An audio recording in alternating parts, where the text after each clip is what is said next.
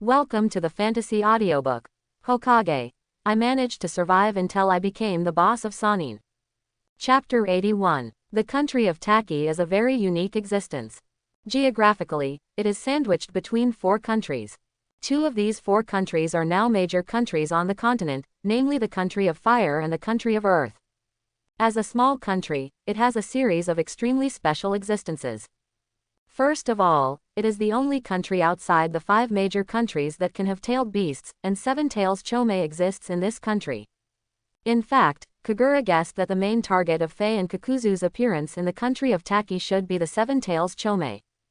After all, the act of taking away 3 tails from Uchiha Madara, and the existence of Fei, the white Zetsu, can be inferred that the black Zetsu should have induced Uchiha Madara to summon the Gedo statue. No matter what their purpose is, they definitely need the energy of the tailed beasts to achieve it. In addition, many powerful ninjas have appeared in the country of Taki. Take Kakuzu for example. This is a ninja who was contemporary with Senju Hashirama. When Konoha village was first established, he was sent out by the village's senior officials to assassinate Senju Hashirama. Later, he returned to the village and was sentenced to death for failing the mission. The dissatisfied Kakuzu killed all the senior officials and rebelled against the country of Taki. To be honest, this piece of Kagura feels ridiculous. Because he couldn't kill the ninja god, he had to execute the ninjas in his own village.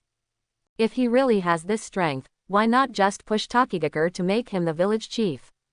This is definitely a problem with the IQ of those at the top. In addition, there was another ninja who impressed Kagura who was also from Takigakure. He is the human being among the 6 paths controlled by Nagato. In the original plot, he was a person Jiraiya met in a tavern when he was wandering. He claimed to be from Takigakure village. After being made into a human being, he has the ability to extract the opponent's soul and search the opponent's memory. This special ability impressed Kagura deeply. It can be said that it is such a small country, but it has various special features that other big countries do not have. Since the traces of the mission target have not yet been completely determined, and the mission is very dangerous, Kagura and his team did not rush very fast out of the idea of conserving their physical strength. Starting from Konoha, after a day's journey, they came to a forest. In fact, on this primitive continent, as long as it is out of the scope of villages and towns, it is basically an area covered with dense forests. For people like Kagura who often go on missions, it would be best if they could rush to the town and rest in a hotel. But in fact, most of them can only be repaired in the wild. Looking at the head covered with branches, there is a bright moon with a faint silver light. Kagura and others decided to rest in this forest for one night. Gradually slowing down their pace, they began to look for a suitable camping spot. Generally speaking, it is best if you can find a cave. If not, they usually choose a relatively dry tree or dig a tree hole directly in the trunk.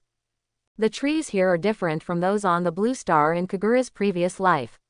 There are many towering trees that require several people to surround them. Digging a space in this kind of tree that is large enough for several people to rest is quite impressive. But something was different today.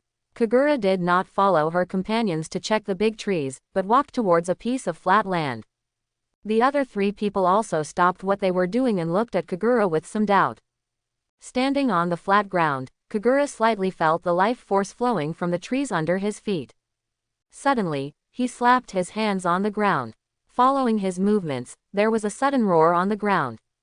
In the surprised gazes of Tsunade and the other 3, dragons suddenly rolled up from the hard land. Countless tree trunks emerged from the ground and quickly deformed and combined. Finally, a large wooden house appeared out of thin air in front of them. Seeing this magical scene, the 3 of them opened their mouths subconsciously and stood there blankly. Looking at the wooden house in front of him, Kagura nodded with satisfaction. After receiving Wood Style's blood limit, he found that he could inexplicably feel the energy and closeness of the trees when he was in the forest.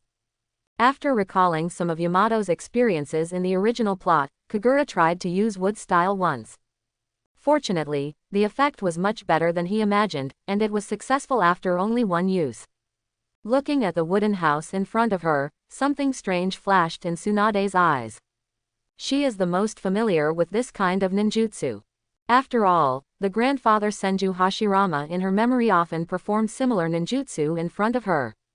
She looked at Kagura in surprise and asked hesitantly, "Why would you?" But halfway through the question, she paused. Kagura looked at her confused look and helped her continue. "You want to ask why I know wood style?" Hearing this, Tsunade nodded quickly.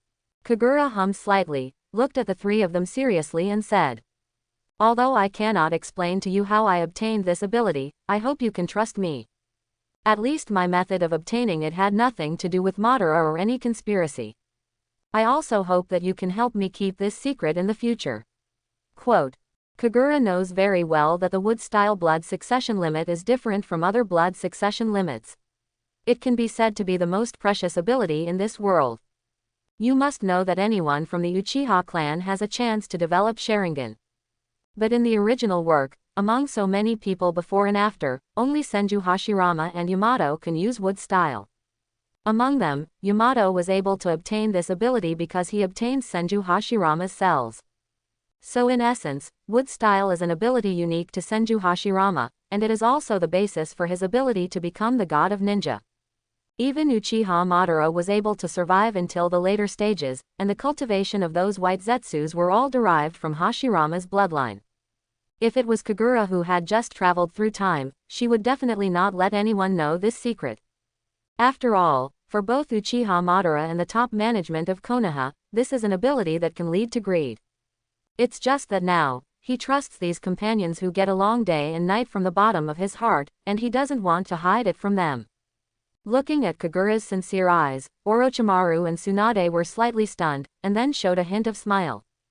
Being smart, they naturally knew the risks of Kagura confessing this ability to them, and at the same time they were happy for Kagura's trust in them. Before Tsunade could speak, Jiraiya on the side spoke first.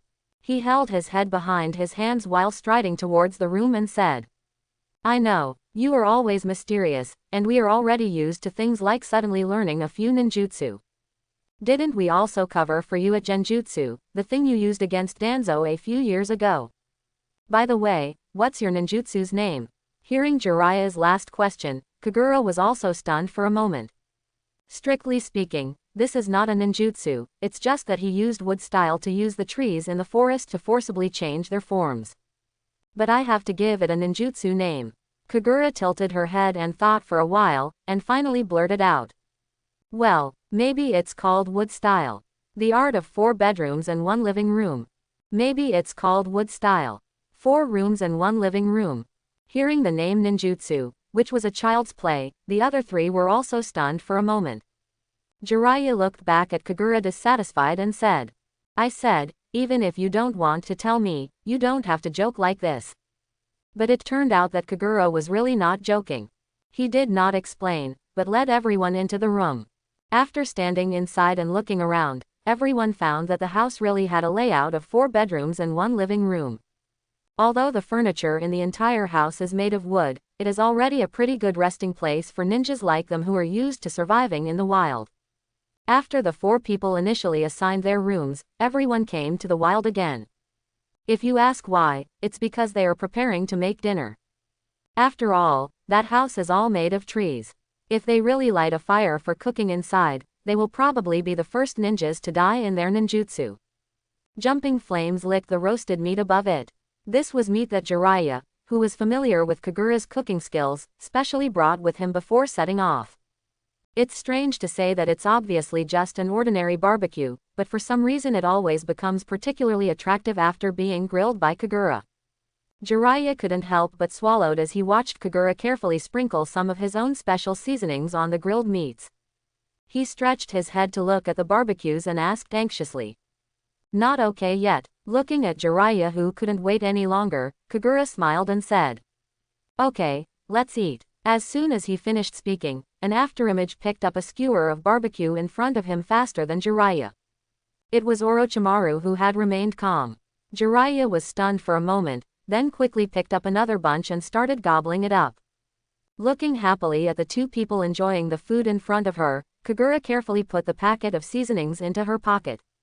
You must know that in this world without cumin powder and allspice powder, these substitutes that he found with great difficulty are his most precious possessions. Just after placing his treasure, a bunch of bitten barbecue appeared in front of him. Looking up, it was Tsunade, whose mouth was already stuffed with food, holding the barbecue she had eaten and handed it over. The two of them looked at each other and smiled.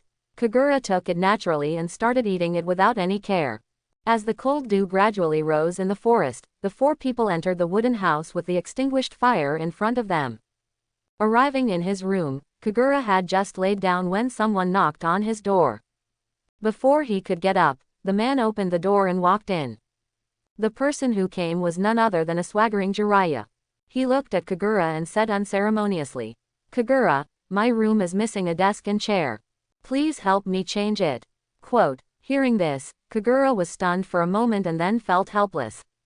Over the years, this guy has read a lot of books, but why does he always look stupid? It seems that the saying that reading can increase wisdom does not apply to him. Of course, it's also possible that this guy doesn't usually read serious books. He formed a mudra with one hand, and after a few seconds he said to Jiraiya, "Okay, you can see it when you go back." Hearing this, Jiraiya didn't wait any longer, waved his hand and left here. Just after he left and Kagura lay down again, there was another knock on the door. It's just that this time the person was obviously more qualified. After knocking on the door, he did not directly gate of opening, but politely waited for a response outside the door. Kagura helplessly sat up again and shouted towards the door, "Please come in." After getting his permission, the person outside opened the door. Kagura took a closer look and saw that it was Orochimaru who came this time. Looking at Orochimaru, who was standing there with a calm expression after coming in, Kagura asked in confusion, "What do you find me for?" After hearing his question, Orochimaru in front of him became a little nervous. He looked down at his toes, crossed his hands and twirled his fingers, hesitating but did not answer. Seeing Orochimaru in this state, Kagura felt a chill down her back. He quickly said, "If you fart, hurry up.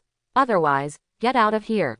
Hearing Kagura's obviously annoyed tone, Orochimaru spoke anxiously. "I came here to ask if you can give me some of your blood after returning to Konoha this time." "Give you some of my blood?" Kagura repeated doubtfully.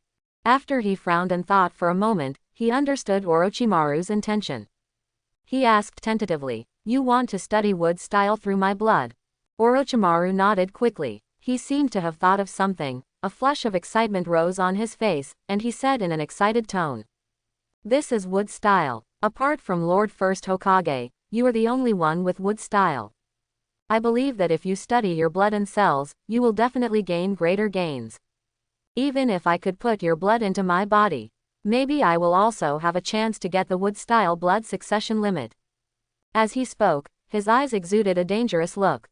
At this moment, Kagura felt that the way he looked at her was like looking at a rare piece of experimental material.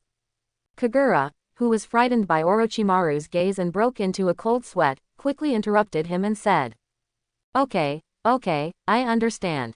After returning to Konoha, I will give you a jar of blood directly and let you study it slowly." Quote. Interrupted by Kagura, Orochimaru finally stopped his terrifying thoughts. In just a moment, he stopped that perverted smile and turned back into the gentle and polite boy. He bowed gratefully to Kagura, and after saying his thanks, he slowly exited the room. After wiping the cold sweat from his head, Kagura lay on the bed. Although under his persistent pua over the years, Orochimaru has shown no signs of darkening for the time being. But Orochimaru's sometimes subconscious nature still makes people around him feel a sense of fear. Before Kagura could think more, there was another knock on the door in the room that had just quieted down. "Well, this time you can know who is knocking without gate of opening. After all, apart from him, there are only 3 outsiders here, and only Tsunade has not appeared yet." Without saying anything, Kagura got off the bed, walked to the door and opened it. As the door opened, Kagura's breath was stagnated at the sight before her. Just because the Tsunade in front of her was currently wearing a set of pink one-piece pajamas, the cute bear decoration made the girlish atmosphere even stronger.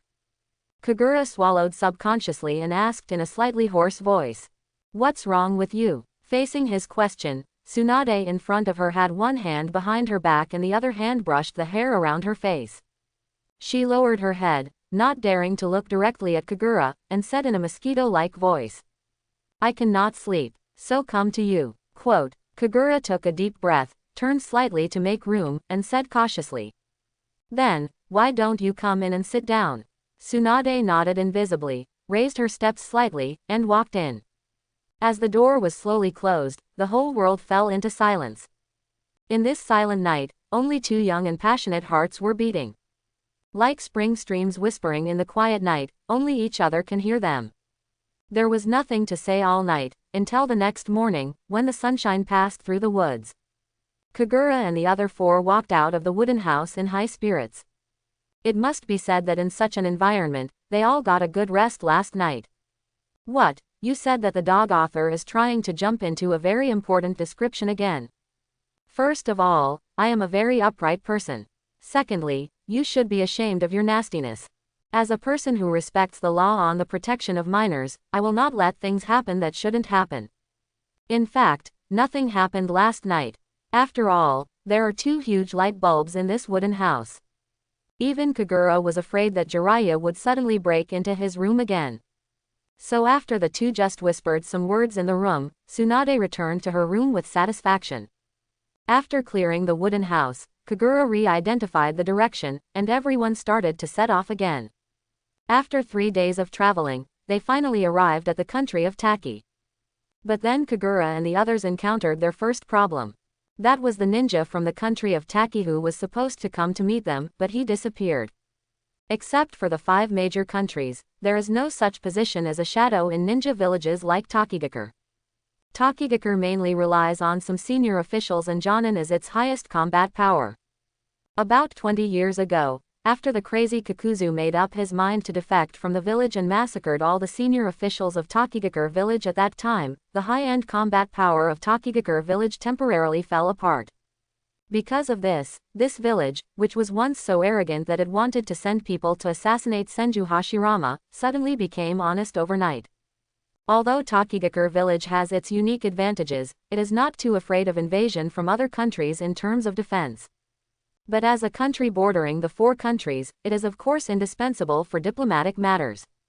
At least at this stage, it is still nominally a partner of Konoha. This time, the information about the whereabouts of Uchiha Shizu and Kakuzu was actually provided by Tokigakure. Perhaps it was to please Konoha, or maybe he was afraid of Kakuzu who had committed massacres, and wanted to use Konoha's hands to eliminate this rebellious ninja. Anyway, Tokigakure showed great kindness this time and even arranged for personnel to come to meet Kagura and others in advance. The characteristic of Takino country is its extremely huge waterfall. Rubbing her neck, which was a little sore from raising her head, Kagura couldn't help but sigh at the wonder in front of her. It has to be said that in this world, you will always see many scenery that you could not see in Blue Star in the previous life. For example, for the cliff in front of us, although specific data cannot be obtained, the height is at least 1,000 meters. A waterfall seemed to be hanging directly from the sky, forming a huge water curtain blocking everyone's sight. However, this spectacle only made them sigh for a while, but what happened next made it difficult for everyone. The entrance to Tokigakure village is the main secret that allows the village to protect its existence. Outsiders have no way of knowing how to enter the village. That's why Tokigakure village sent a representative to respond. But when Kagura and others arrived at the agreed-upon location and waited for a long time but no one showed up, they began to notice something was wrong. As the weak side, Tokigakure village should not make such a joke to them, so the only thing that can be determined is that the other party must have had an accident. But the problem is that they don't even know where the entrance to the village is now, and they can't even go in to investigate. This was the first time Kagura had encountered this kind of thing. After some discussion, the 4 of them decided to stay nearby and observe for 2 days before making any plans. In this way, the 4 of them waited from dawn to dusk. While they were eating dinner accompanied by the roar of the waterfall not far away, Kagura frowned and noticed something abnormal. The other 3 people noticed something strange about him and instantly heightened their alert. Everyone immediately extinguished the fire in front of them and dispersed to hide in various places. At this time, by the pond where they had originally agreed, a figure crawled out of the water with difficulty. This man seemed to have been seriously injured. He managed to crawl on the ground for a few times and then passed out unconsciously. Seeing this, Kagura made a gesture to the other three to continue to be on guard, and then slowly sneaked over to check the situation. Looking at the unknown figure who was obviously in ninja uniform and unconscious, he turned the man over directly. Kagura's heart skipped a beat when she saw the forehead protector wearing the Takigakure village logo on her head. He quickly shouted to the rear, "Tsunade, come here quickly." A quarter of an hour later, everyone had moved far away from the original place and moved into the forest. With a stern expression, Tsunade was treating the ninja from Takigakure village while reporting the person's injuries to Kagura. In fact, there was no need for her to say anything. Looking at the hideous wounds on the man's body, Kagura knew that the man's injuries were serious. Looking at the dying person in front of her, Kagura felt helpless in her eyes. The contacts in other novels can leave some last words before they die, but why are they different here? Fortunately, as the man's rapid breathing gradually became calmer, his injuries were gradually brought under control. After a night of treatment, when the distant sun rose again, the ninja finally opened his eyes. The moment he opened his eyes, there was still a trace of fear in his pupils, and his hands immediately moved towards himself, as if looking for a weapon.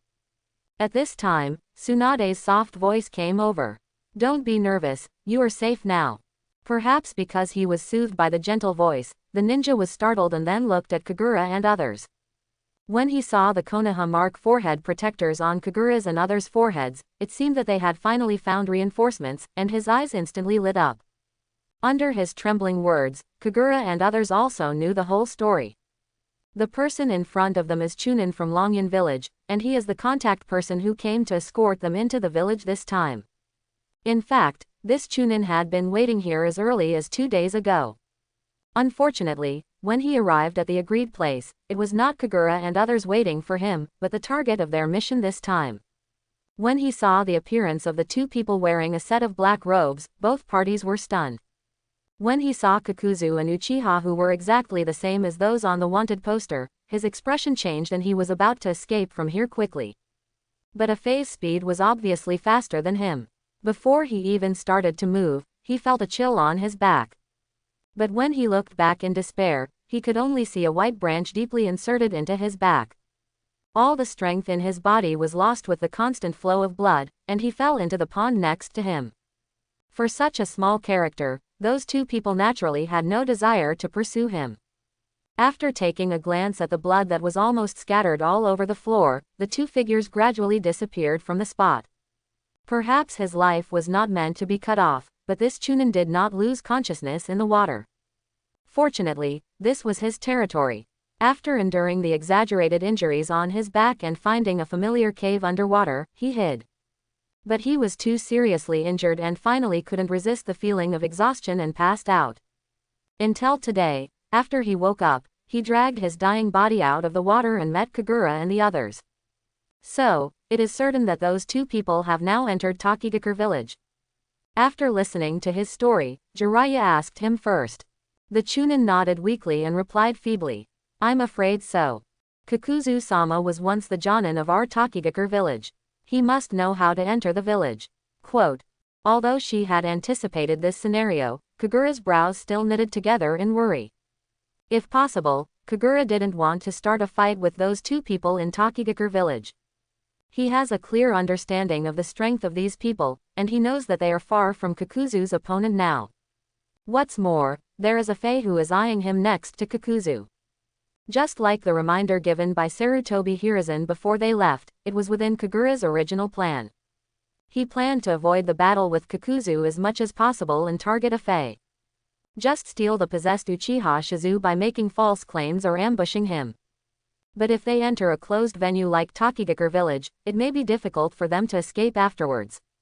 After all, as a native, Kakuzu is definitely more familiar with the terrain there than they are. Looking at the frowning Kagura, the other three remained silent in tacit agreement and did not disturb his thinking. After lowering his head to think for a moment, Kagura, who had made a decision in his heart, looked up at Chunin in front of him and asked, "How do I enter your Takigakure village?" However, when faced with Kagura's question, Chunin, who was leaning against the tree, showed a troubled expression. Seeing the troubled look on Chunin's face, Kagura knew exactly what he was thinking. For outsiders, the entrance to Takigakure village is their biggest secret. Without this layer of secrets, it would be much easier for other countries to attack their villages. In the Chunin's original plan, he was to take Kagura and the others on a detour through several different underwater caves and waterways before reaching their village. Some of the entrances are real or fake, and they would not be able to identify them unless they were from the ninja village. But now, with his severely injured body, it is obvious that he cannot lead Kagura and the others into the village. He can only let them enter the village by telling them the correct route. Seeing the hesitant expression on Chunin's face, Kagura's thoughts moved and she said to herself calmly.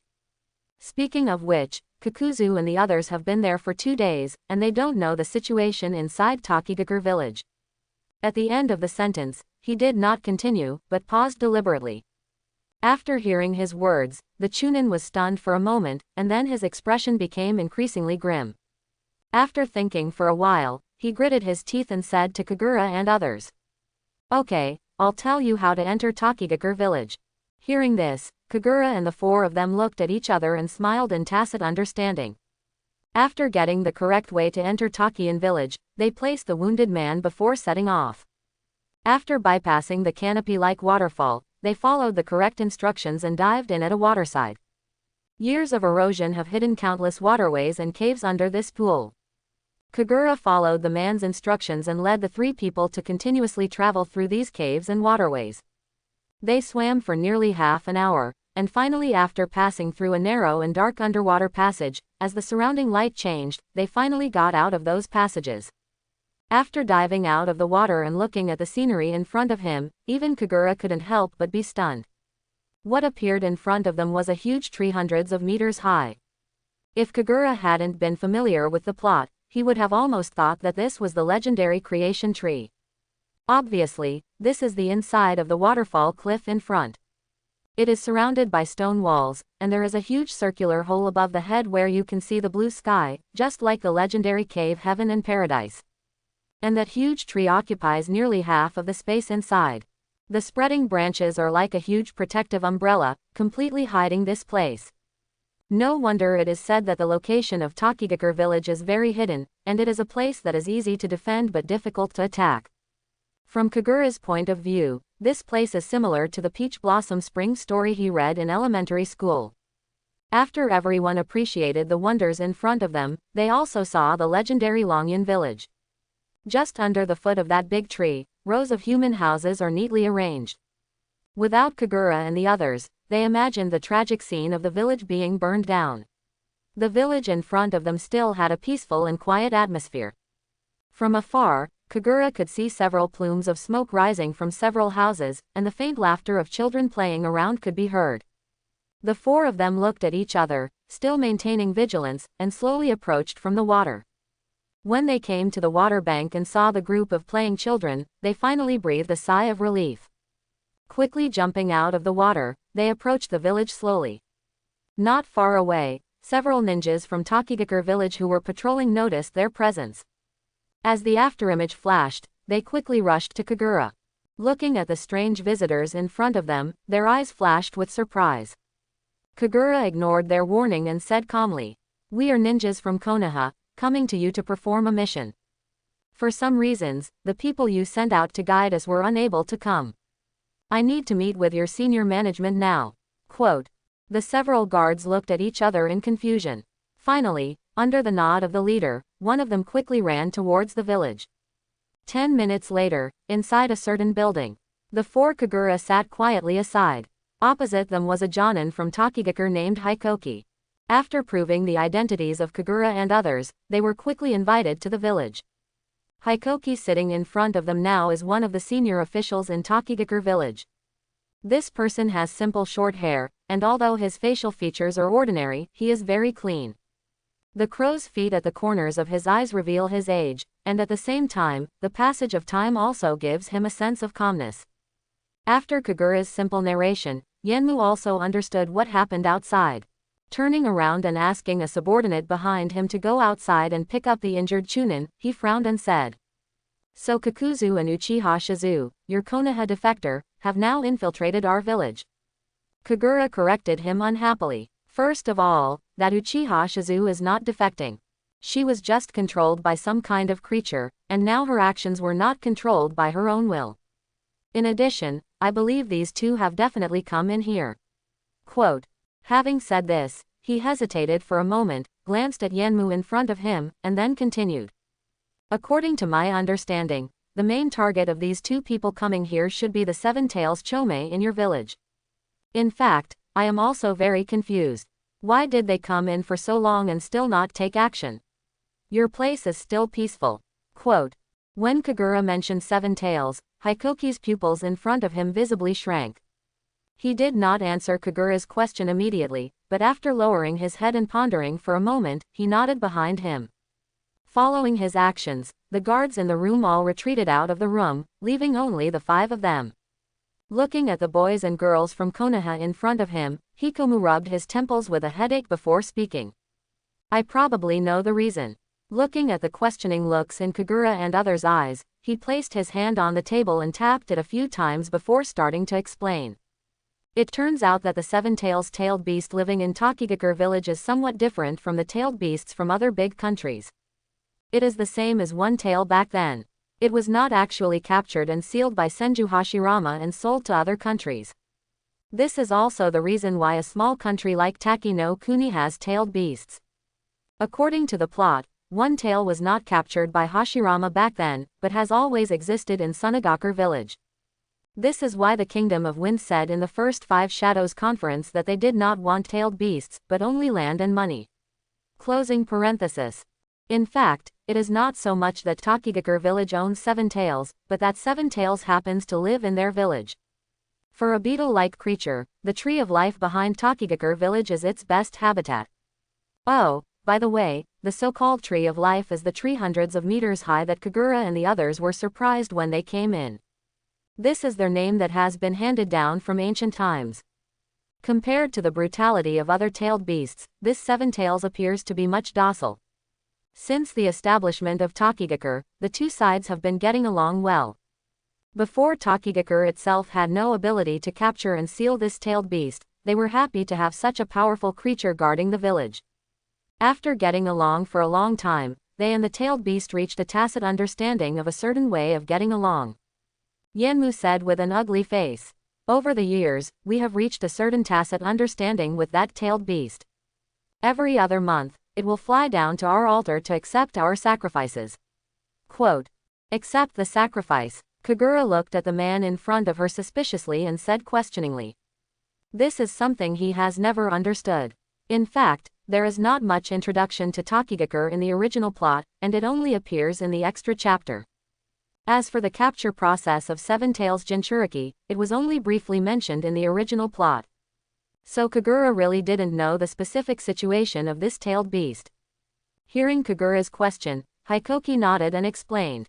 Yes, every other month, it will come down to drink the hero water we collected. It loves this, quote, heroic water. Hearing this familiar name, Kagura began to recall the memories related to this item. In the extra chapter about Tokigakure outside the original work, it was precisely because of this item that attracted the former rebel ninjas of Tokigakure to return to the village, which triggered a battle with the protagonist group. Looking at Kagura's thinking look, Hikomu didn't take it seriously. In fact, it is well known on the mainland that Tokigakure village has heroic water. But unlike that extra chapter, countries are not interested in this kind of item. This actually makes sense. The function of this item is well understood by all countries. It is a medicine that can stimulate one's own chakra. If I had to use a metaphor, this water is similar to the stimulants on Blue Star. Apart from stimulating the amount of chakra in the drinker in a short period of time, there is not much bonus. However, its side effects are fatal, and users have a high chance of losing their lives after drinking it. Therefore, countries have not shown much interest in this seemingly useless item. Seeing that Kagura and the others did not speak, Hikoki continued the topic and said. In fact, the production of heroic water is closely related to the tree of life. From the roots of that tree, a mysterious liquid is secreted every once in a while. After our ancestors discovered that this liquid had magical effects, the village had the custom of collecting it, and these liquids are the water of heroes. Quote. Having said this, he sighed slightly with regret and continued. Unfortunately, this, hero's water, has serious side effects, so even our ninjas in Takigakure village rarely drink it. At this time, Kagura interrupted him curiously and asked, then it can also be given to Seven Tails as a tribute gift. Will there be any side effects after drinking Seven Tails? Hikoki nodded when he heard this, Kaido. In fact, after so many years of research, we have a certain understanding of this heroic water. It is essentially a condensation of the powerful vitality of the Tree of Life. After drinking it, human ninjas are stimulated by the powerful vitality, so they have the effect of distributing a large amount of chakra in a short period of time. But for tailed beasts or some special psychic beasts, this concentrated liquid with powerful vitality is the best supplement. So for Seven Tails, this is a rare delicacy. Quote, hearing this, Kagura and others also showed expressions of sudden realization. To put it simply, the human body is too weak, and if it is not replenished, it will lead to death. But for guys with huge bodies like tailed beasts or psychic beasts, this is the most natural nutrient solution. It's just that when Kagura listened to this description, a thought seemed to flash through his mind, but the thought flashed by and he couldn't think about it in detail. Hikoki did not notice Kagura's trance, but continued. Since about 100 years ago, Seven Tails has been coming to the altar regularly every other month. And we will put a bottle of hero's water in advance as a sacrifice. The next time of sacrifice is tomorrow. Quote, hearing this, Kagura seemed to have figured out something and understood why the two people did nothing after entering the village.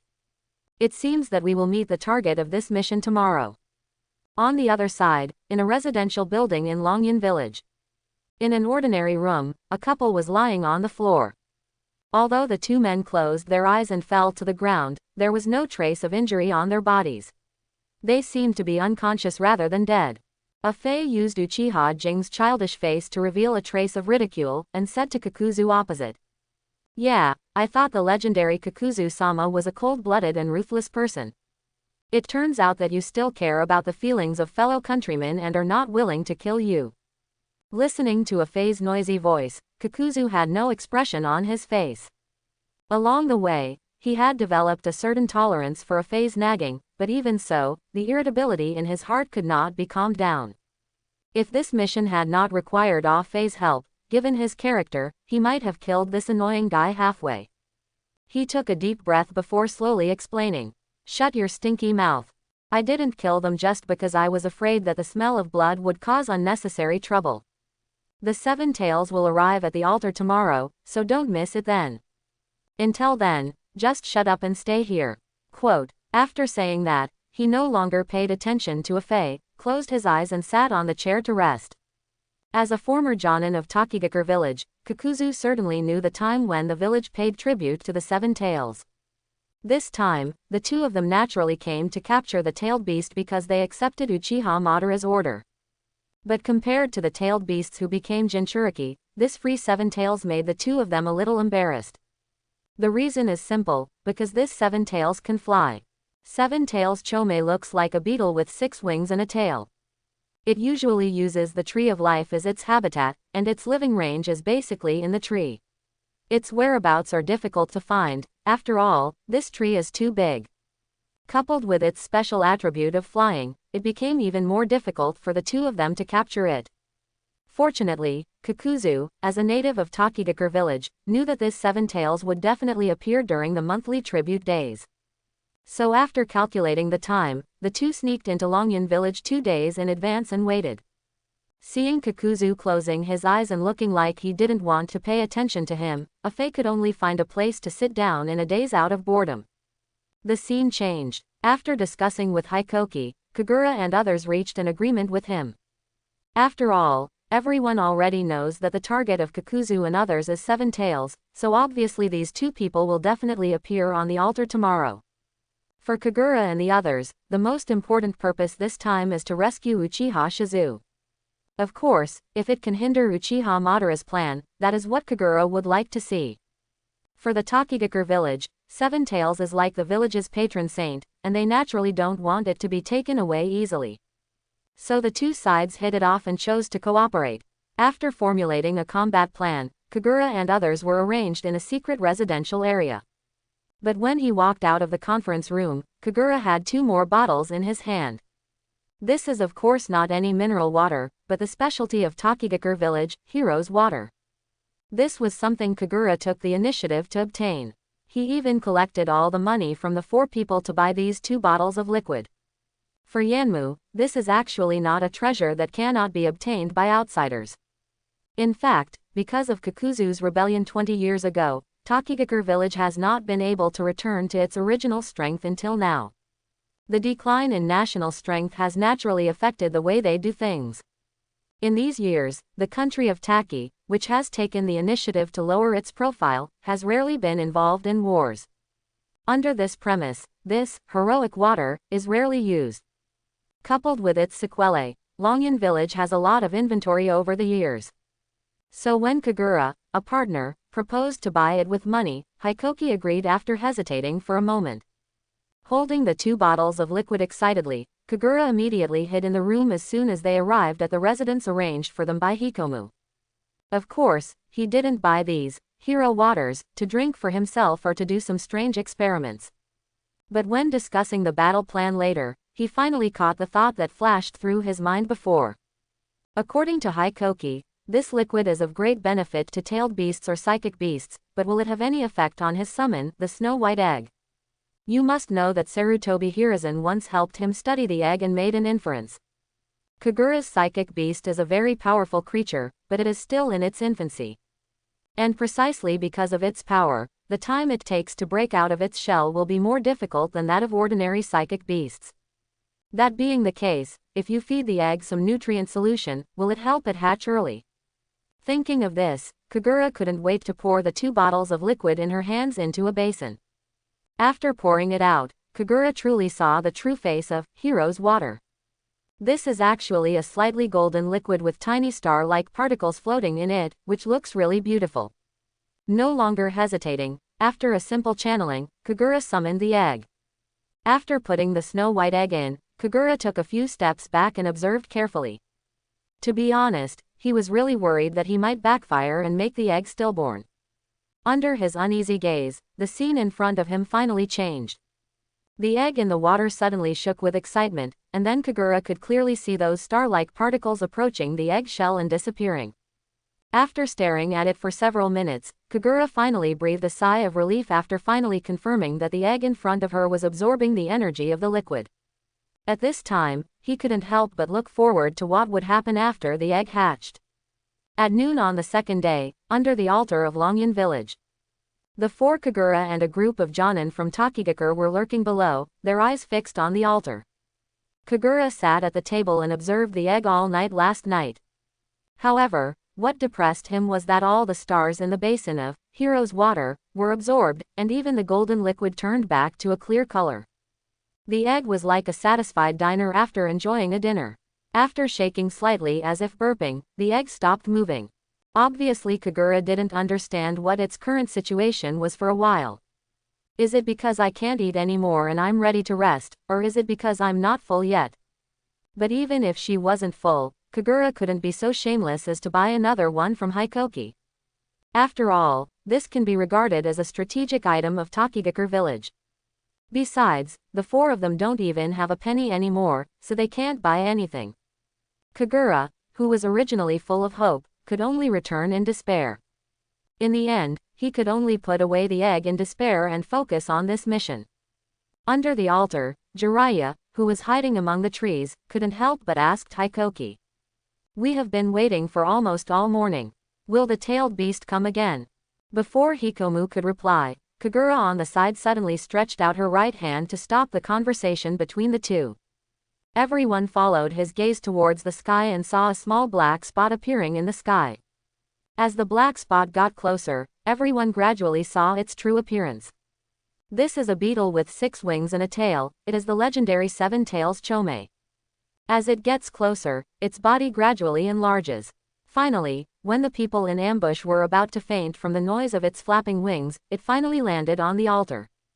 Although its eyes were blocked by a shell that looked like an iron shield, everyone could still see the joy it looked at when it looked at the Hero's water on the altar.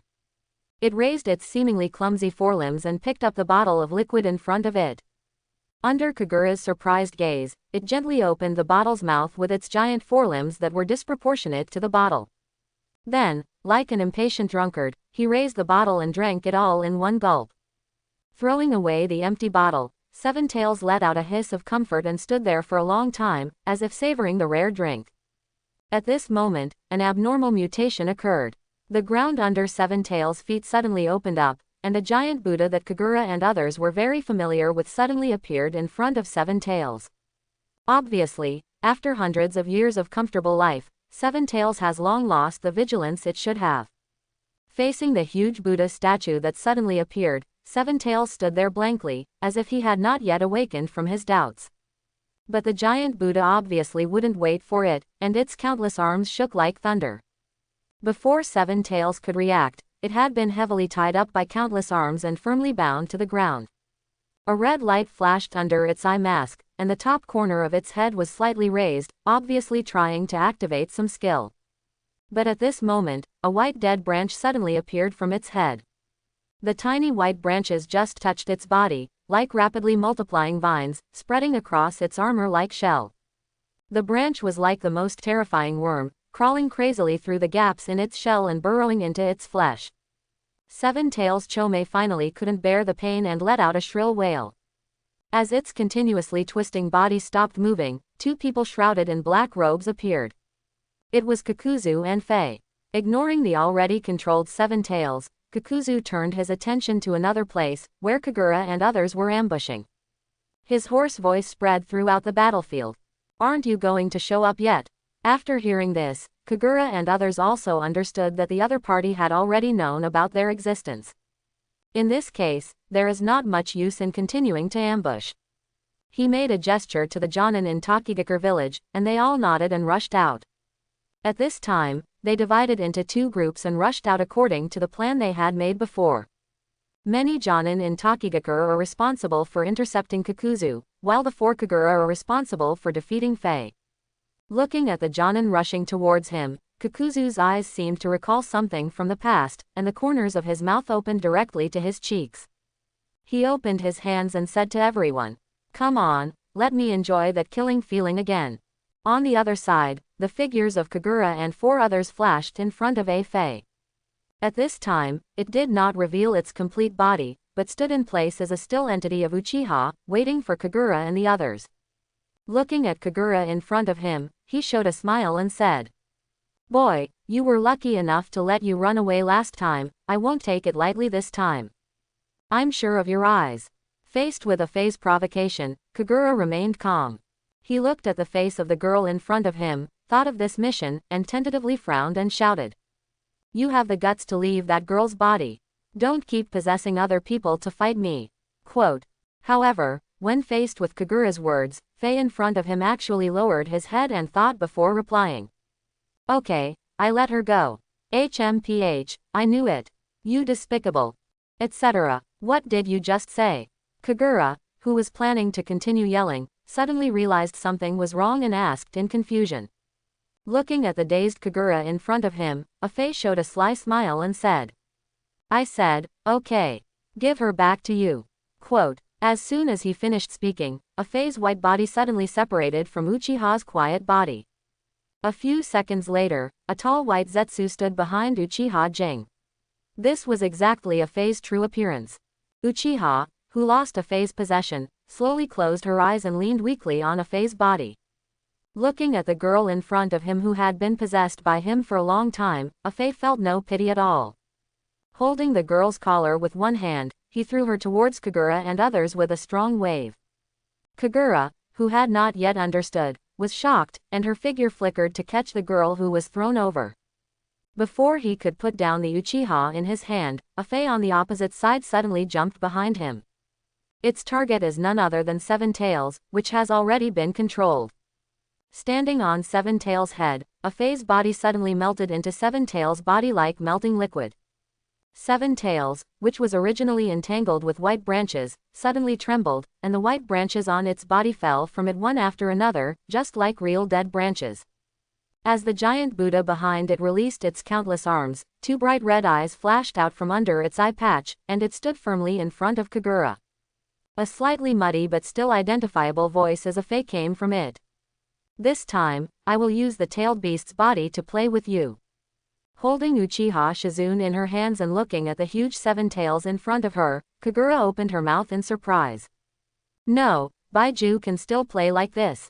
Kagura was in a trance as she looked at Seven Tails, who was possessed by the possessed Fey. Can the white Zetsu-tailed beast be possessed? Of course, ordinary Baiju can't do it, but unfortunately, a Fey is the more special one. Kagura did not hesitate and immediately retreated, holding the unconscious Uchiha. Tsunade and the three people behind them looked at each other, and then the three of them bitten their thumbs in a uniform manner, swiped their palms and then patted them on the ground. Boom! As three streaks of smoke rose, three giant psychic beasts appeared on the battlefield. Katsuyu at Tsunade's feet split into a human-sized clone behind him and quickly came to Kagura's side. It emits a sweet female voice that is extremely conflicting with its appearance. Kagura-sama, please hand the patient over to me. Kagura didn't say anything, and directly placed the unconscious girl in her hand on it. As soon as Uchiha Jing came into contact with it, like a stone dropped into a pool, it slowly melted into the Katsuyu's body. After wrapping the girl, the Katsuyu swam into the nearby forest at a seemingly slow but actually fast speed. On the front battlefield, three huge psychic beasts stared at Seven Tails and the giant Buddha in front of them. Before Tsunade and the others could make any move, the six wings behind Seven Tails suddenly vibrated and then began to flap rapidly. A gust of wind rushed towards Tsunade and others. Just when they narrowed their eyes due to the gust of wind, the huge Seven Tails had already flown into the air. Looking at the flying enemy, Gamabunta at Jiraiya's feet stared helplessly at its big eyes. How should they fight this flying enemy? Before they could come up with a countermeasure, the giant Buddha still standing on the same spot took the lead in launching an attack. The mouths of the five small Buddha heads on its head were slightly opened, and five energies of different colors began to gather. Everyone who has already had battle experience naturally knows what will happen next. So when the five rays of light attacked them, each of the three psychic beasts had their own way of avoiding them. Wan Shi turned into a black shadow and quickly dodged the attacks by sticking to the ground. Katsuyu quickly split into countless small clones, wrapping Tsunade around him and scattered and hid in the forest. As for Gamabunta, his approach is more direct. It squatted down slightly, then took a deep breath and jumped directly into the air. The five attribute attacks fell on the empty ground, causing an explosion and dust. However, before Gamabunta could adjust his body in midair and prepare to land, a huge figure hit him from high in the sky at high speed. Boom! With a loud sound of flesh colliding, Gamabunta's huge body was directly knocked to the ground. Its huge body crushed a large forest, instantly clearing a clearing in the forest. This is exactly the attack from Seven Tails, who is possessed by Fey. The fluttering Seven Tails stayed in midair, raising its head high, and there was a trace of blood on the protruding top corner of its head. On the ground, Gamabunta stood up quickly after being hit hard. It's just that you can clearly see a hideous wound on its abdomen, and blood is constantly flowing. Seeing this, everyone present secretly said something bad. This time is different from last time, they will face two opponents. But before they could take a breath, the giant Buddha standing on the same spot once again lit up five rays of light. Unlike Shizuki, who possesses Uchiha, Fei is possessed by Seven Tails at this time, and the tailed beast's huge chakra allows it to squander it at will. This time, the giant Buddha no longer chose to strafe, and the five attribute attacks were directly aimed at the injured Gamabunta. After a little accumulation of energy, the five-color light attack came again as promised. Gamabunta wanted to jump into the air again to dodge, but as soon as he gathered his strength, he suddenly remembered the previous encounter. Seeing Seven Tails still floating in midair and watching eagerly, it reluctantly gave up jumping. But just when it was about to dodge to the side, the wound in its belly hurt, and its movements were also paused. At this moment, the five-color light has arrived in front of him. Gamabunta, who couldn't dodge, was about to be hit. At this moment, a black shadow quickly came to its side. The black shadow slapped it hard, and the huge force directly knocked it away. Unprepared, Gamabunta fell down in the forest on the other side in an embarrassed manner. But this also separated it from that attack. The torrent of five-colored rays of light washed over the ground where it originally stood. With a loud noise, a huge pothole appeared in front of everyone. Gamabunta, who stood up in embarrassment, immediately roared at the black shadow that saved him. Smelly snake, do you want to kill me directly? The shadow that saved it at the critical moment was none other than Wan Shi. Wan Shi raised his pupils and looked at Gamabunta, who was in front of him without a trace of gratitude, and said coldly, I shouldn't have saved you, you ungrateful toad. Just when the two psychic beasts were about to start a familiar quarrel, the giant Buddha's head not far away flashed light again. Seeing this, both monsters looked horrified and stopped arguing. Gamabunta cursed with a broken-hearted attitude. Holy shit, it's not over yet. The next battle can be said to be a completely one-sided situation. Relying on the abundant chakra support of Seven Tails, the giant Buddha is like an anti-aircraft gun and continues to output power.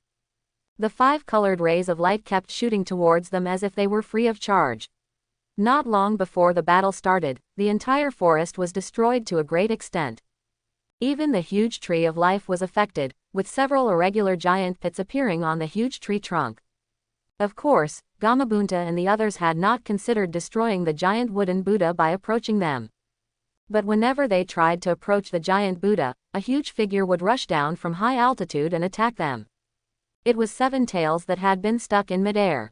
The most annoying thing is that they have no way to fight back against the flying Seven Tails. Kagura, who had been standing aside since the battle began, also felt a little troubled at this time. There is no way, even he has no way to intervene in a battle between giants like this. Boom! The one who was knocked down this time was the most agile Wan Shi. In this high-intensity battle, even it began to feel a little exhausted.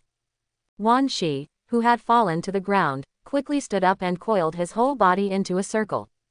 It raised its huge head and stared viciously at Seven Tails in the sky. It has a violent personality and its anger has obviously reached its peak. Looking at Seven Tails who kept attacking me with harassment, I wanted to swallow him whole. The only good thing is that as the battle progresses, the interval between the giant Buddha's attribute attacks begins to become longer and longer. After all, even with the chakra of the tailed beast to support him, a Fae cannot continue to squander like this. However, as the battle progresses, the 3 psychic beasts present have more or less scars on their bodies. Among them, Gamabunta was the most seriously injured, because he was hit hard by Seven Tails at the beginning, which caused his speed to slow down a lot in the subsequent battle. Ah Fei naturally noticed this, and in the subsequent battle he clearly targeted Gamabunta, which caused him to receive the most damage. The least injured of the 3 was Katsuyu, who seemed to be the slowest. Relying on the characteristic of being able to split, it has avoided many attacks from the air. But this division is not without cost. For Katsuyu, using split is the same as using ninjutsu for humans, and it will also consume its chakra. In fact, Tsunade knew very well that with Katsuyu's current chakra amount, he could only use splitting a few more times before reaching the limit. Looking at her companions who were in trouble, Kagura finally couldn't sit still. He jumped onto the crown of a big tree and got as close as possible to the 3 beasts, and said loudly to them, "You try to trap that Seven Tails for a few seconds, and I have a way to kill it." From Kagura's point of view, attacking the giant Buddha is meaningless. After all, it was just a dead creature summoned by ninjutsu. With the support of Seven Tails chakra, even if it was destroyed, they could still summon a new one. In this case, the most important thing is how to attack Fae who is possessed by Seven Tails. After hearing what he said, Wan Shi, who was already irritated, turned to look at the little one and cursed. If there was a way to trap it, would I have to fight it so hard? Didn't you see it could fly? If I had been able to get hold of it, I would have swallowed this abominable guy in one gulp. At this time, Gamabunta, who was panting on the side, suddenly said, "I have a way to temporarily restrain it for a few seconds, but I need someone to attract it down."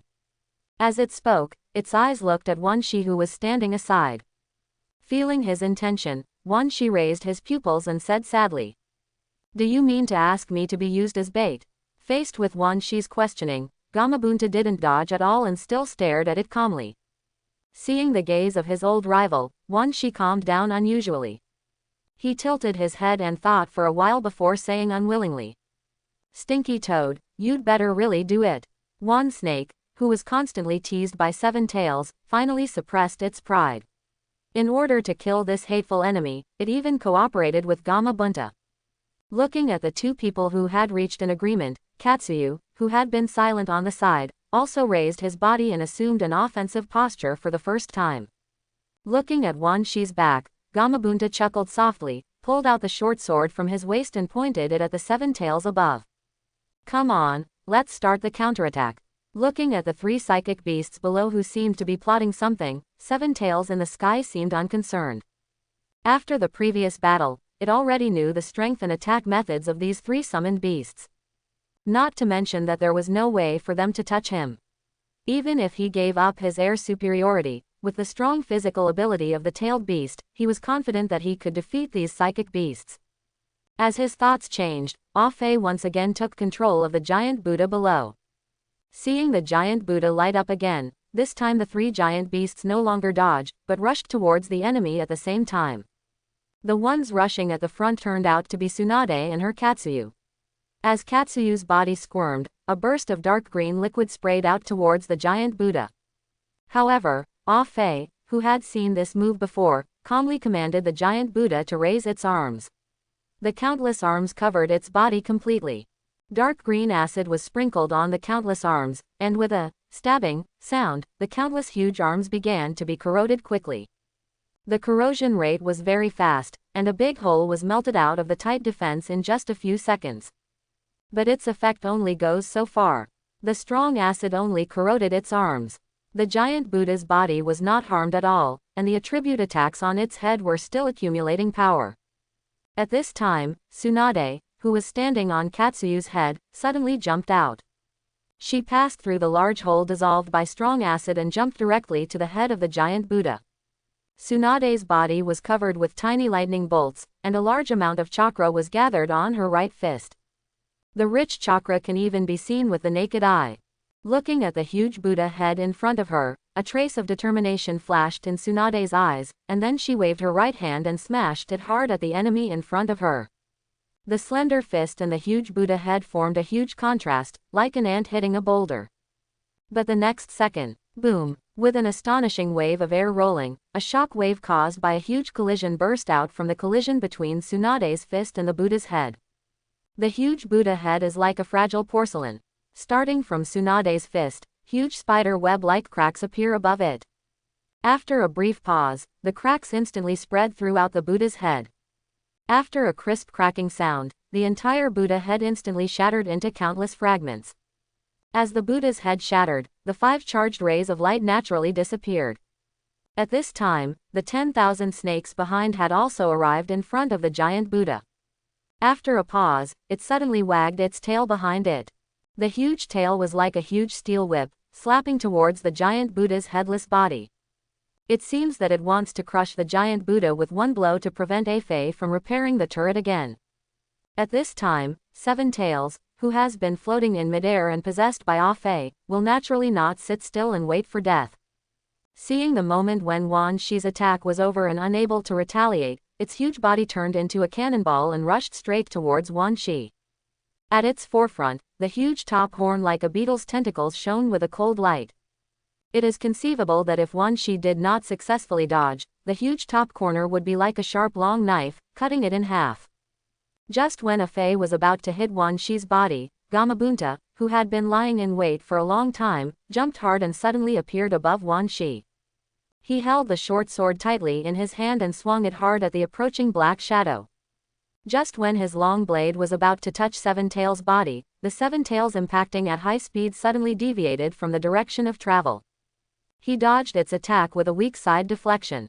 Flying close to the ground in an extreme curve, Seven Tails' body appeared above them again. Ah Fei's mocking voice sounded. Do you think I'm stupid, or do you think I'd be so arrogant? We all know that you are planning to ambush me, do you still think that I will rush over as you expected? However, there was no hint of disappointment on Gamabunta's face, and he answered briefly. No, you are just stupid. After saying that, it opened its big mouth, and the tongue in its mouth shot out like a spring. Fei, who was still feeling proud, didn't notice that it was too close to Gamabunta at this time. Its huge body floating in the air paused slightly, and its tongue bound its body accurately. After being slightly surprised, a Fae laughed again. "Ha, so this is your attack. And then it's gone." The open-mouthed Gamabunta was naturally unable to answer its question, but Kagura, who had been prepared for a long time, finally appeared at this time. He stood on the crown of a tree, with the 3 Magatama Sharingan already opened, staring closely at Fae, who was restrained by Gamabunta. The Magatama in his eyes rotated rapidly, and Kagura gritted her teeth with difficulty, obviously pushing Sharingan to the extreme. This is Kagura's first attempt at her S-level skill, Amaterasu. A small black flame like a lotus suddenly appeared on a Fae's body. A Fae, who had already noticed Kagura's movements, was slightly startled, but then laughed indifferently and said, "Is this your long-planned attack? This kind of flame can't even burn through my shell. You, ah." As early as when the black flame appeared, out of biological instinct, Gamabunta retracted his tongue in time. Although the flame is very small, it can feel a fatal danger from above. Sure enough, while Ah Fei was still laughing, the small flame suddenly turned into a black curtain, covering Ah Fei's huge body. The flame was like a viscous liquid, firmly sticking to its body. Ah Fei, who was burned by Amaterasu, could no longer maintain his flight and fell to the ground in pain. "Woo, how so? This fire, ah!" With its shrill screams, it kept rolling in the forest. However, this had no effect. The fire clung to it like a parasite and continued to burn its body. Seeing the rolling Ah Fei, even Wan Shi couldn't help but take a step back in fright. If it were normal, with its ferocious character, it would rush up and devour the enemy as soon as a Fei was shot down. But at this time, the black flame gave it a sense of threat that it had never felt before. Even the proud creature just wanted to stay as far away from the fire as possible. On the other side, Kagura, who had successfully cast Amaterasu, was kneeling on the ground in pain. He closed his eyes tightly, but he could still see a lot of blood flowing from the corners of his eyes. Sharingan has only reached 3 Magatama, and he is facing a huge backlash at this time. You know, even Itachi with the Mangekyo Sharingan in the original work would not dare to use this move easily. For Kagura at this time, Amaterasu's backlash was far stronger than he imagined. If it weren't for the fact that the situation was too weak, he actually didn't want to risk using it. Tsunade, who finally fell from the sky, saw Kagura with blood on her face and rushed to his side immediately. At this time, Orochimaru and Jiraiya also noticed something strange about Kagura. They ignored a Fei who was crying in pain on the ground, but looked towards Kagura. However, before Tsunade, who rushed to Kagura, could speak, a red and blue energy attack suddenly came from the sky. 2 attacks rushed towards Gamabunta and Wan Shi respectively. As Jiraiya and Orochimaru screamed, they and the psychic beast at their feet were instantly enveloped by the 2 energy waves. As several cries of pain rang out, Gamabunta and Wan Shi were knocked away from a distance. Before the 2 huge figures landed, they disappeared in midair because they could no longer maintain their channeling. As for Jiraiya and Orochimaru, they fell to the ground weakly and were knocked unconscious by the blow. A hoarse voice came from above them. "A Fei, you are really a waste, you can't even deal with a few boys." Tsunade, who heard this voice, looked over in surprise. The person speaking was Kakuzu, who was supposed to be fighting on the other side. Kakuzu at this time was completely different from his previous appearance in black robes. The robe on his body had long since disappeared, revealing his upper body covered with stitches. On both sides of the naked upper body, there were 2 masks, one red and one blue. The masks and his arms were connected by some black blood vessels. The mask on his face has long since disappeared, and the exposed lower half of his face also has a bunch of black blood vessels flying around. The Kakuzu in front of him was still in a fighting posture, and the strange appearance made people feel numb. But shouldn't he be surrounded by those Jonin from Takigakure village? Thinking of this, Tsunade and others immediately looked towards the battlefield before Kakuzu. However, the scene in front of them shocked them, because the battlefield over there was like a purgatory on earth. Broken limbs were scattered all around, and the blood flying across the area dyed the woods in the entire area red. Even though there were still quite a few survivors, most of them were covered in scars and fell to the ground wailing. The leader, Hokage, sat helplessly on a tree trunk, his right hand covering his bleeding abdomen, looking desperately at Kakuzu in the distance. In just a quarter of an hour, all the Jonin gathered in Takigakure village were wiped out.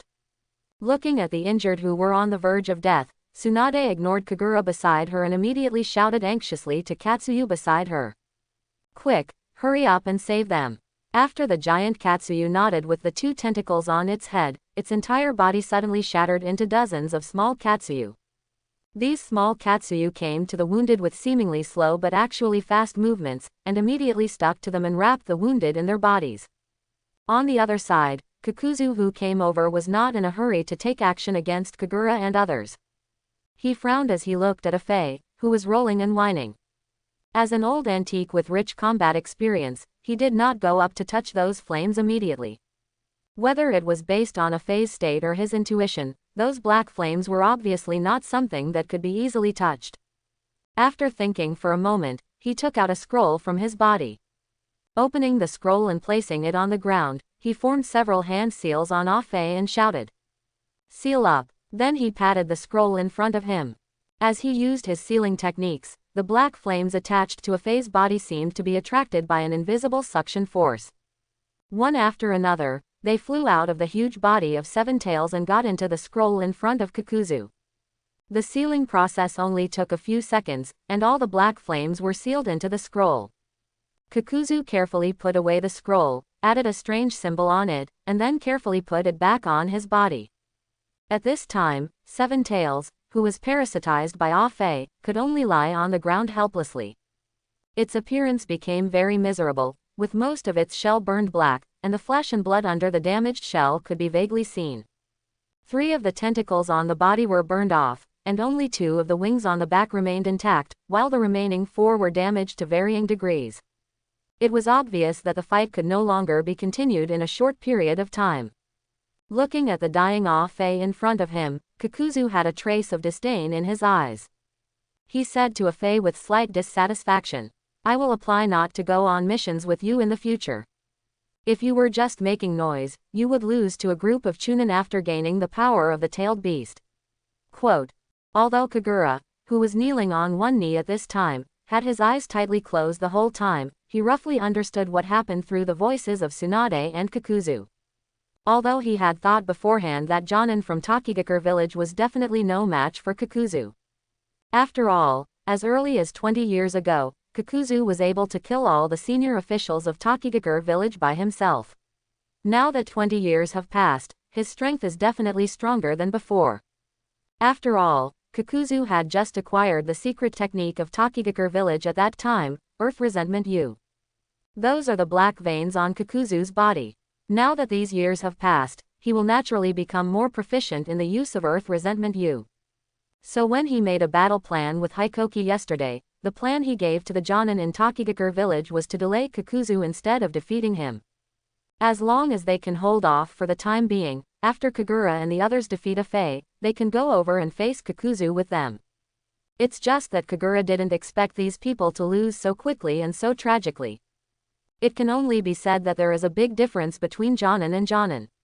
The Jonin in Takigakure village and the Jonin in Konoha are not the same concept at all in terms of strength.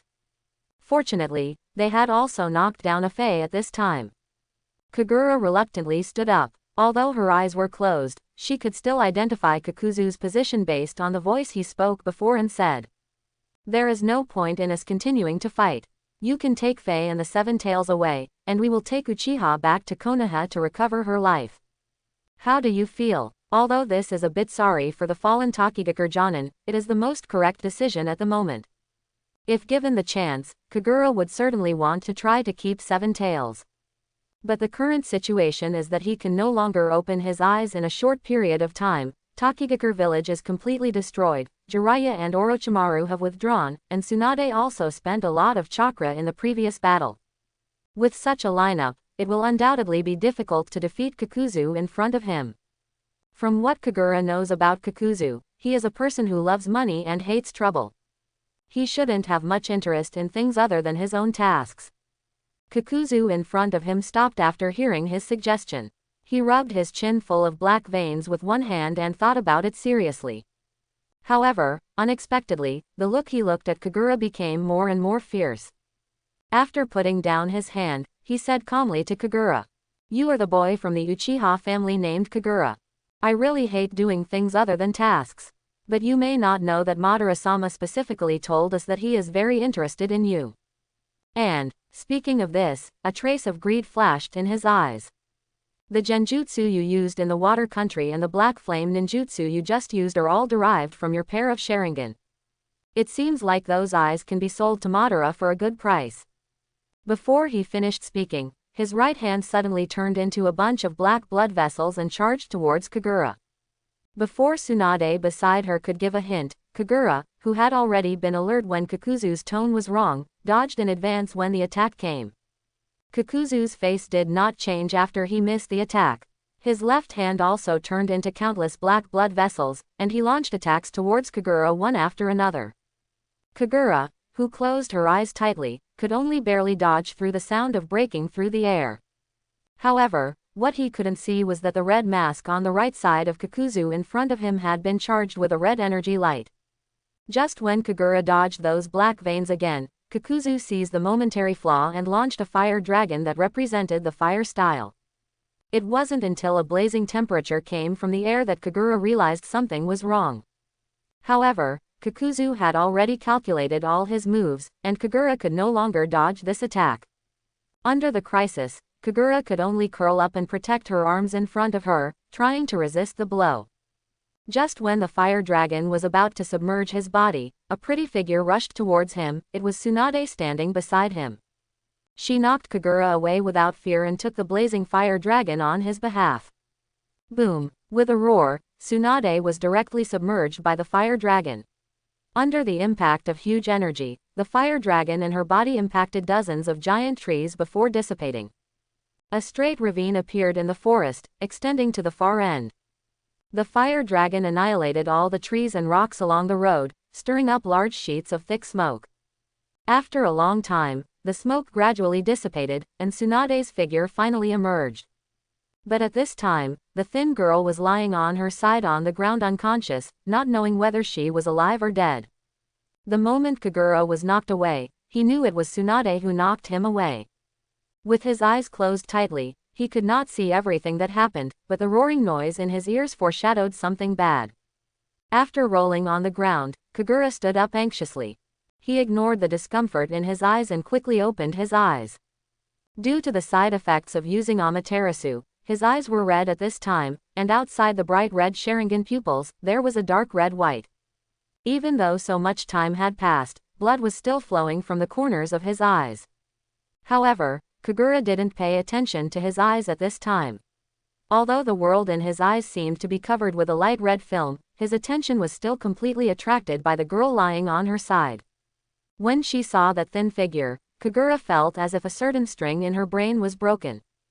If someone stands in front of him and observes carefully at this time, he can see that his pair of Sharingans are rotating rapidly. The 3 Magatama stones were rotating rapidly, as if they were about to merge together to form a new pattern.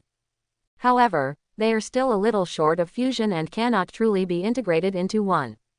Looking at Kagura, who lowered his head in silence and was trembling slightly, Kakuzu said disdainfully, "Boy, this is my first lesson for you. In the world of ninjas, only strength." Ha! Kakuzu, who was about to say something, suddenly made a surprised sound. I saw Kagura in front of me suddenly surrounded by a layer of pure white chakra. The next second, the color of the wrapped chakra gradually darkened like bright blood. Kagura's body gradually became rickety until she was lying on the ground. The facial features shrouded under the layer of chakra could no longer be seen clearly, and she could only see a pair of bloody Sharingan and a split mouth.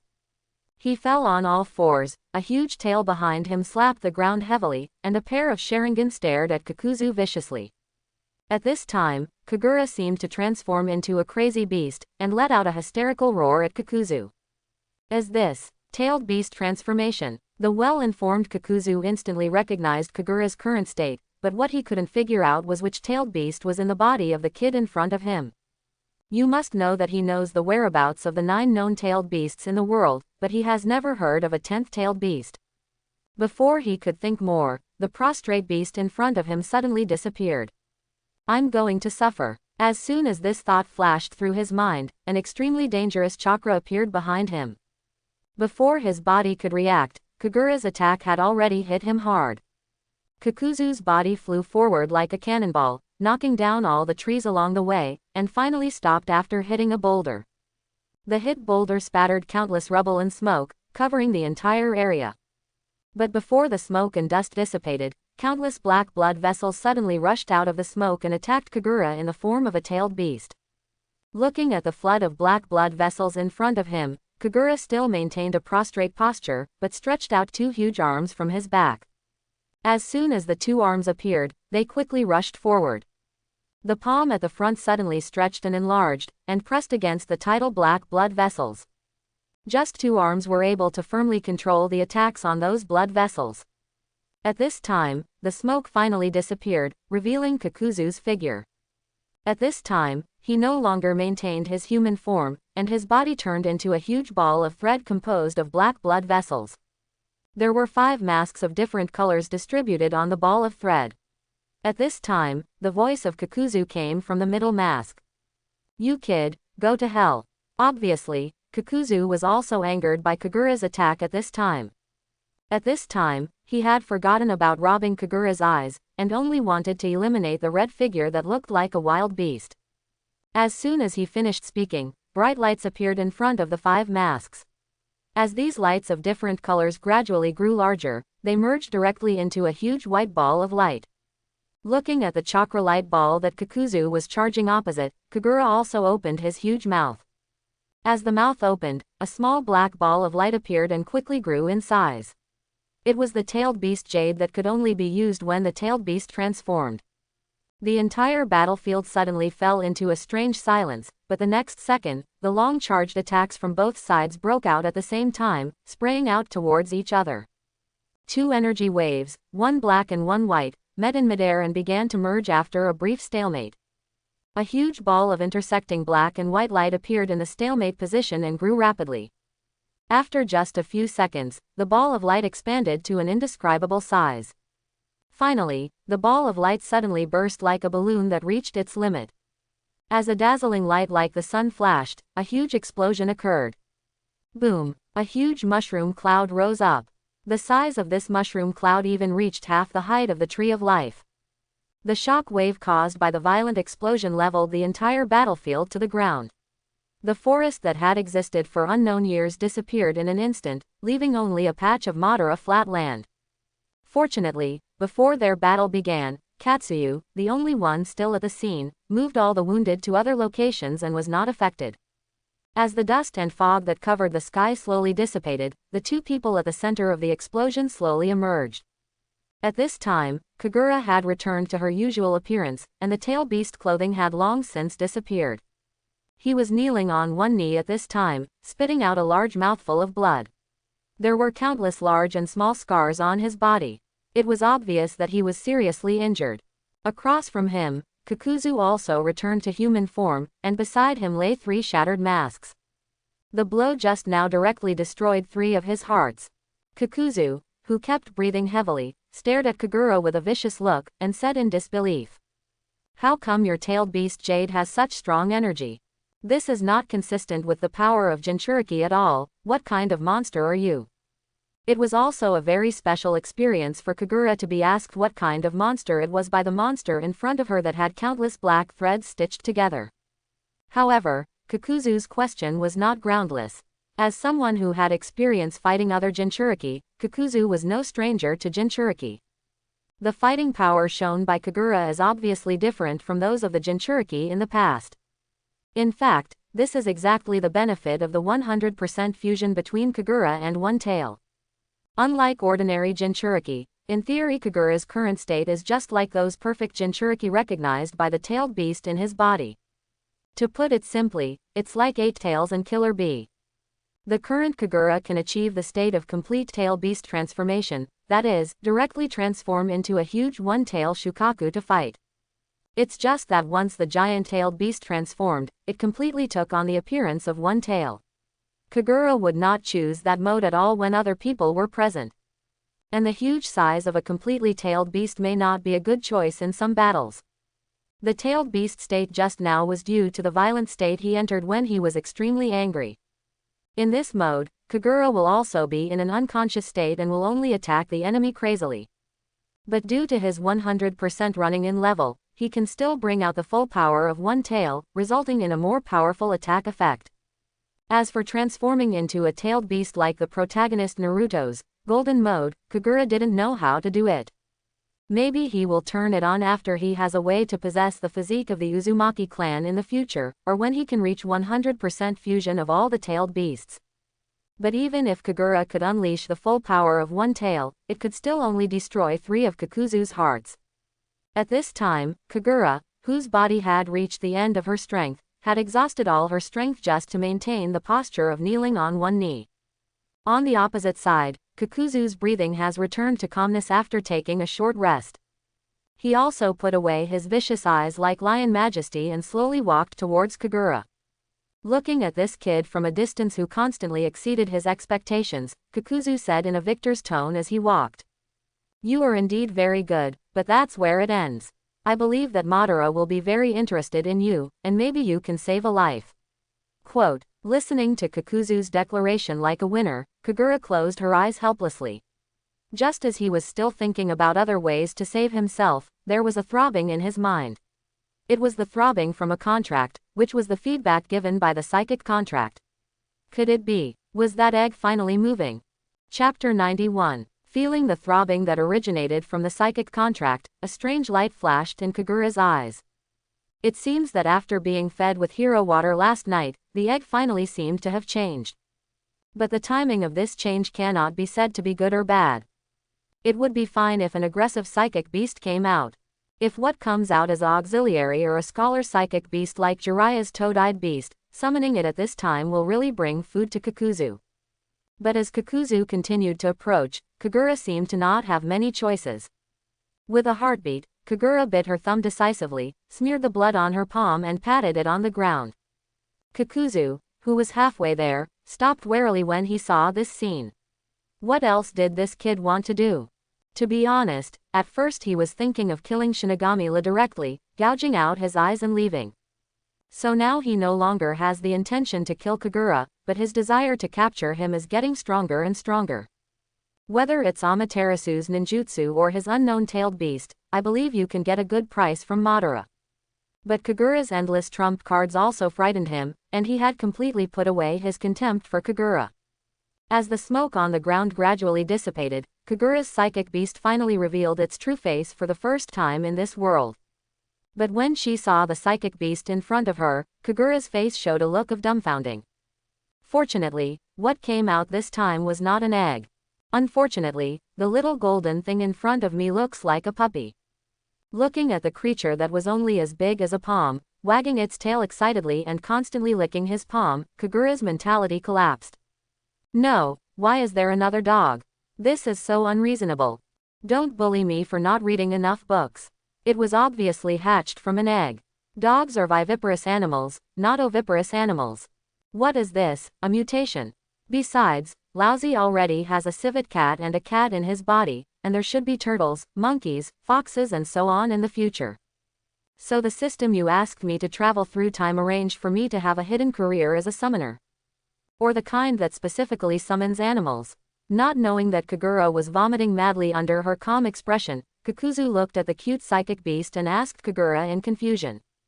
This thing, very strong. Hearing Kakuzu's question, Kagura's mouth twitched slightly, and she could only ask tentatively. How about you wait? Let me ask Tokigakure first and borrow some hero water to ripen it. Kakuzu in front of him just smiled and didn't answer. He lowered his guard slightly and continued to walk towards Kagura. As he approached, the hostility rose again. Feeling the threat of the coming person, the puppy that had been licking Kagura suddenly stopped moving. It turned towards Kakuzu and growled, its small teeth exposed.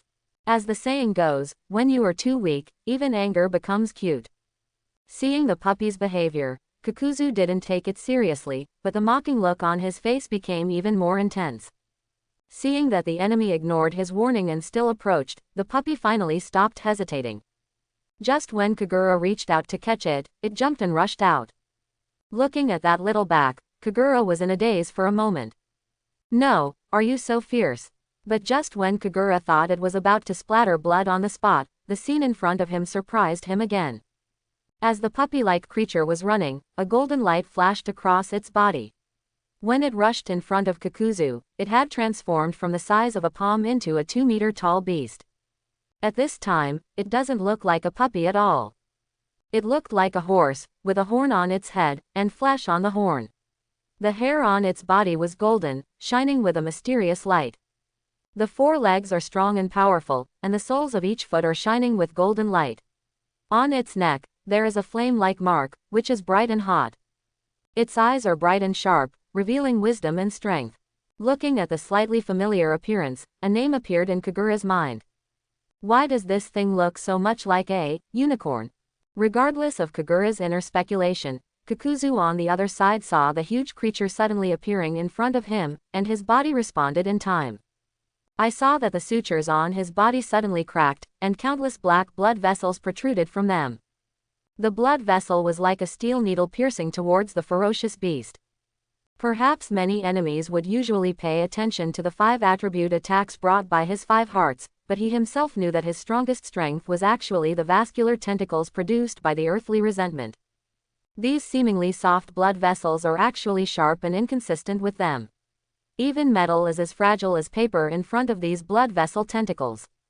However, this time the vascular tentacles did not insert into the enemy's body as smoothly as usual. The hair on the unicorn beast's body was like an indestructible armor, easily deflecting attacks from those blood vessels. Kakuzu, who missed the moment, could only watch helplessly as the giant beast lowered its head and crashed towards him. A huge force came from the abdomen, and Kakuzu flew out, and was slammed back to the original place again. Kakuzu, who barely remained standing, looked at the psychic beast in front of him in surprise. It is not that no one has resisted his blood vessel tentacles before, but there are almost no people who can resist it with their physical body alone. In fact, if you look at the attributes of ninjutsu, Kakuzu's earth resentment yu already belongs to the yin style level. Perhaps many people think that yin-yang style is unique to ninjutsu of protagonists such as Sage of 6 Paths or Naruto Sasuke. But in fact, many ninjutsu in the Hokage world can be classified into yin-yang style, but most of them can only belong to one of them, rather than a combined yin-yang style. Yin style represents the power of the spirit, and the yin style technique can create a physical form invisibly. Yang style represents the power of the physical body, and yang style technique can inject life into the body. The combination of the two is yin-yang style, a technique that creates everything from nothing and gives life. This is the ninjutsu used by Naruto in the later decisive battle. That's why he was able to regenerate a new eye for Kakashi and save the life of Kai, who used the 8th gates. Like Kakuzu's earth resentment yu, the vascular tentacles are mainly generated by his resentment. Shadow mimicry, genjutsu, etc. can all be incorporated into yin style. The transformation technique used by the unicorn-looking psychic beast in front of us, as well as the doubling technique, medical ninjutsu, and wood style, can all be incorporated into the yang style technique. Kakuzu, who had personally felt the physical strength of the psychic beast in front of him, no longer hesitated, and his body immediately split apart. His only 2 remaining hearts were seen splitting into 2 black-bodied monsters. One of them rushed towards the psychic beast, but only fought, while the other one rushed directly towards Kagura. No matter how strong the psychic beast is, as long as its psychic master is controlled first, it will eventually have to return to its original place. However, when another black-bodied monster rushed in front of Kagura, what he saw was a pair of Sharingans dripping with blood. I have to say that Kakuzu's subconscious decision to fight was correct. At this time, Kagura was indeed in an extremely weak state. The previous tailed beast transformation not only consumed the one tail and his own chakra in his body, but also his own body had reached its limit. At this time, he didn't want to open the 6th gate. He felt that as long as he dared to open the 8 gates Dunjia, he would die from exhaustion in the next second. However, facing Kakuzu, who was rushing towards her, Kagura still showed a calm smile. A pure white film suddenly appeared on his body, and the shadows of two tails could be vaguely seen behind him, which was a sign that he had activated the two-tailed chakra. Unexpectedly, Laozi has two-tailed beasts in his body. Feeling the instantaneous energy in his body, Kagura's tired body seemed to have received some relief. He slowly raised his head and stared at Kakuzu in front of him. A pair of Sharingan was already leaking blood. When he saw the bleeding Sharingan, Kakuzu already thought something was wrong. But he was not allowed to move at all, and a small black flame suddenly appeared on the mask of the black monster. The next second, the flame suddenly expanded and enveloped the entire black body monster. Feeling the burning of the fire, Kakuzu finally stopped and fell to the ground, rolling over and letting out inhuman wailing sounds from his mouth. However, Kagura's attack was not over. Although his eyes were blurred by blood, he still forced himself to look in another direction. That was the last battle with his own psychic beast. Just after escaping an impact from the psychic beast in front of him, Kakuzu felt Kagura's dangerous gaze. Having seen the power of the black flames long ago, he naturally knew the fate of the other clone and knew that there was no possibility of salvation. But what he didn't expect was that this kid would still have chakra after many battles. Could he be a humanoid-tailed beast? You must know that now all you have left is your true body. If even this last heart is destroyed, then you will really die. Death, this is an unfamiliar word to Kakuzu. He had given death to many people, but ever since he obtained Earth Resentment, these two words seemed to have gone far away from him. By constantly acquiring new hearts, he seems to have found a way to live forever. But now, it was a mission that he thought was not difficult. Such a seemingly ordinary boy actually made him feel the smell of death again. At this moment, he once again experienced the feeling of fear. As the saying goes, people who live longer are more afraid of death.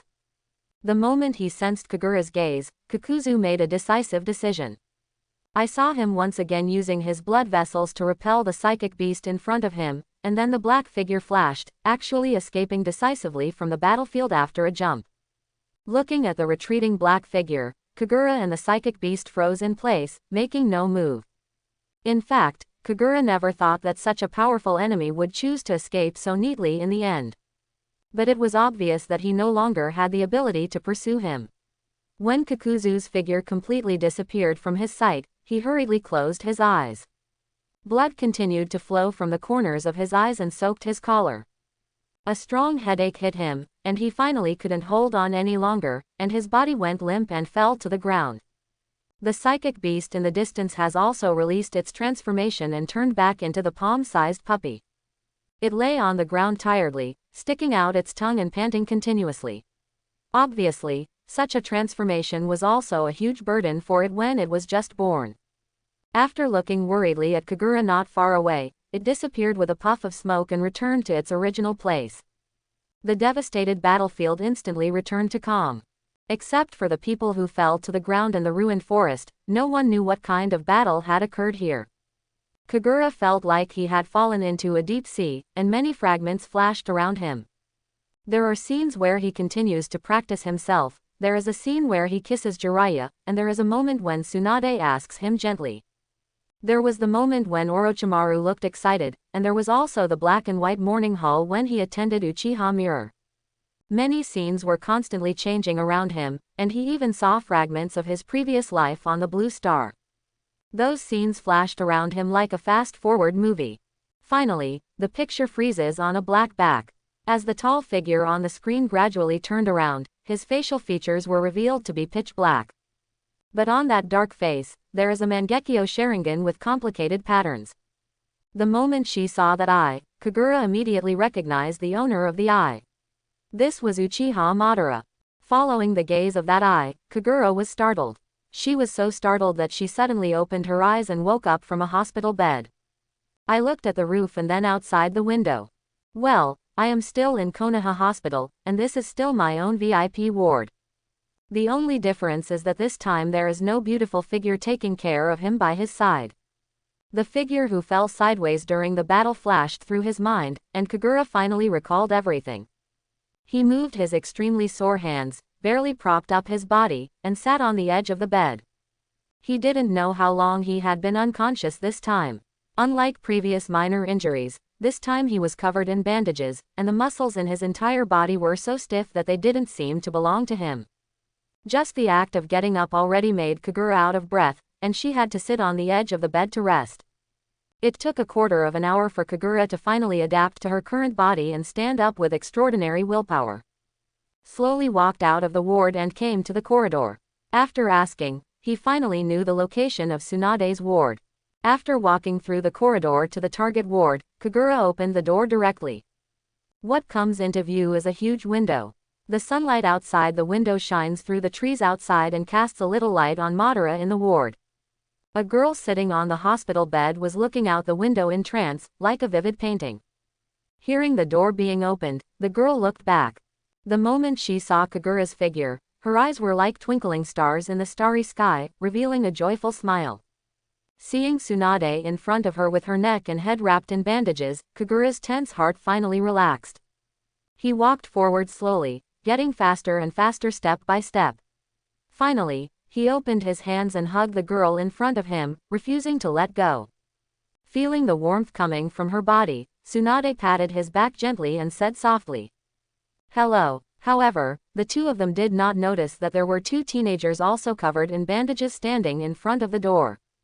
Orochimaru and Jiraiya looked at the scene in front of them with embarrassed expressions, feeling that they could neither enter nor leave. After greeting all the friends in Team 7, Kagura also learned about the aftermath of the battle from them. The ones who discovered Kagura and the others were the Tokigakure Jonin, who were the first to be treated by Katsuyu. Speaking of which, I have to be thankful that Tsunade let Katsuyu heal these guys.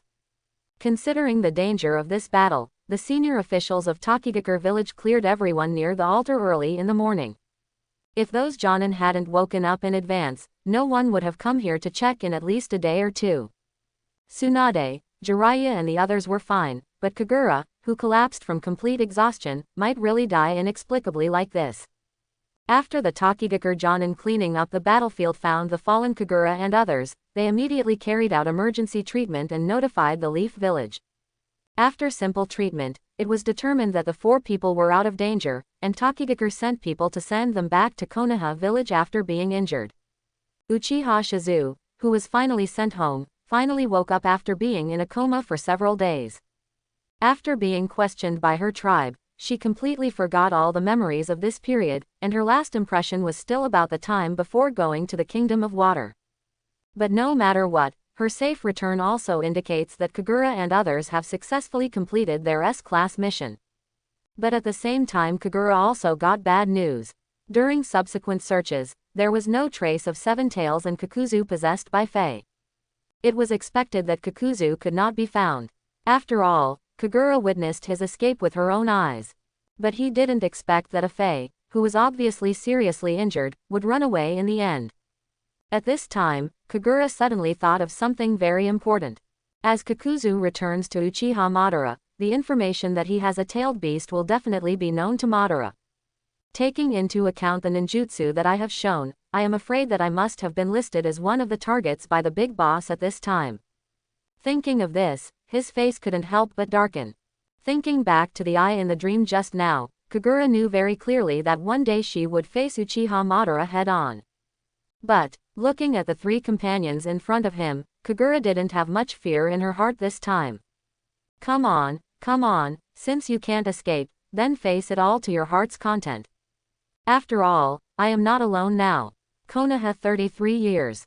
A tall figure was standing outside the gate of Konoha village. He was wearing a black robe and cape, standing in the wind. That black robe seemed to be his battle uniform, which not only showed his handsomeness but also revealed a mysterious aura. Black hair fell down on his shoulders like a waterfall, gently brushing his fair skin. His black pupils are deep and bright, like the endless night sky, attracting people to fall into it involuntarily. The chiseled face is like a masterpiece of a master sculptor. Under the high bridge of his nose, his lips were slightly raised, revealing an imperceptible smile. His figure is tall and well-proportioned, with smooth and natural muscle lines, exuding a perfect combination of strength and elegance. He has an innate maturity and calmness in him. This person is the 20-year-old Uchiha Kagura. Looking at the village in front of him, which he had not returned to for a long time, he also had a relaxed look on his face.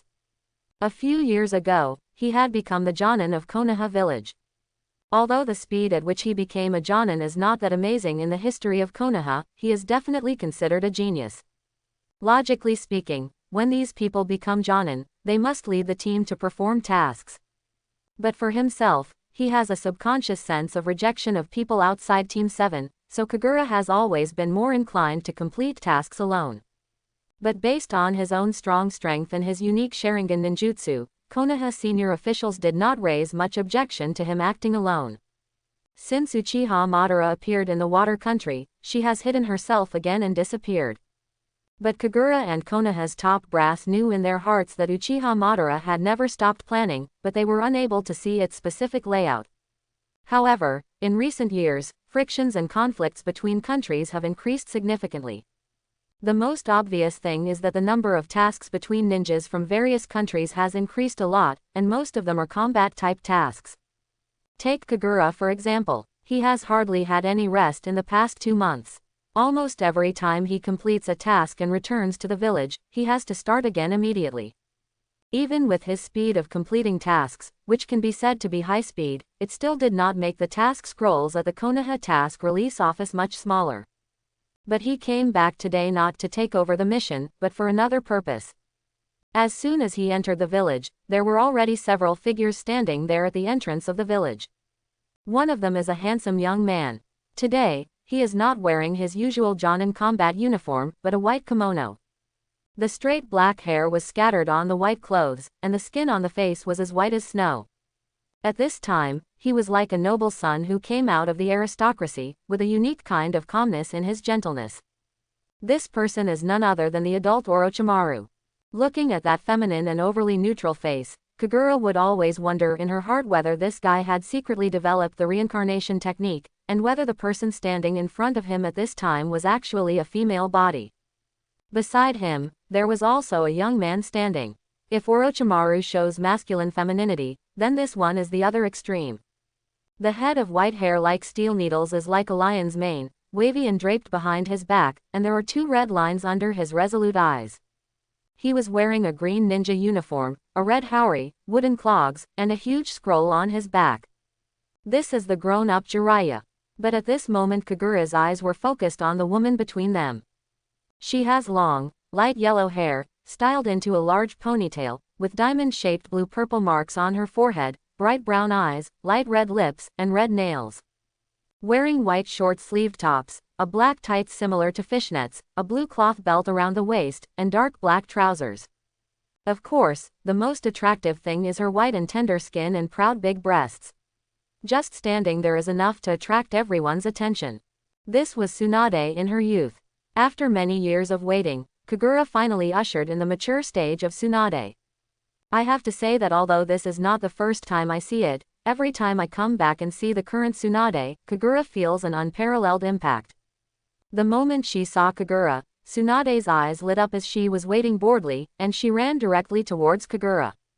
Looking at the beautiful figure flying towards him, Kagura also opened his arms in time to welcome Tsunade who was coming. He smelled Tsunade's unique fragrance in his nose and felt the warm body in his arms. Of course, there is also the unusual softness on the chest. Over the years, their relationship has grown stronger and stronger, and they have become a well-known couple in the Leaf Village. In fact, even Sarutobi Hiruzen was already waiting for the day when the 2 of them got married. Kagura has been busy with tasks in the past 2 months, and the 2 have not seen each other for 2 full months. He buried his head in Kagura's arms and took a deep breath, feeling his boyfriend's breath. She raised her red lips, looked at Kagura in front of her with her almond-shaped eyes, and said dissatisfiedly, "I thought you wouldn't be able to make it back today, couldn't you have done it earlier?" Kagura stroked Tsunade's hair lovingly and smiled bitterly. "Kaido, didn't you rush back immediately after completing the mission? Besides, the wedding probably hasn't started yet. Don't worry, there's still some time. But if you 2 linger for a while longer, you might really be late." Quote. The person who answered on Tsunade's behalf was Jiraiya from behind. It was obvious that he and Orochimaru had become accustomed to this situation over the years. If dog food can also make people full, they have already been fed to their full stomachs in recent years.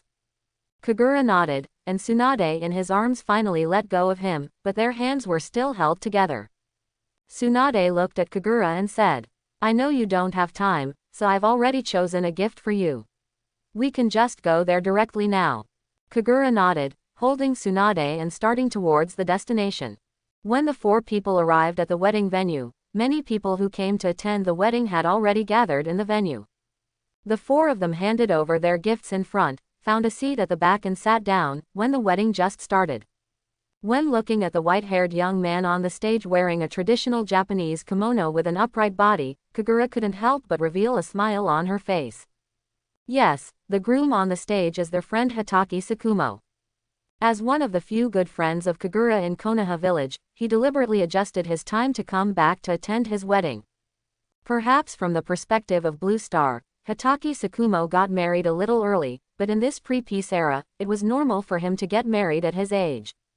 In fact, even Tsunade was urged to get married by her Mito grandmother, but in order not to put pressure on Kagura, she never told Kagura about it.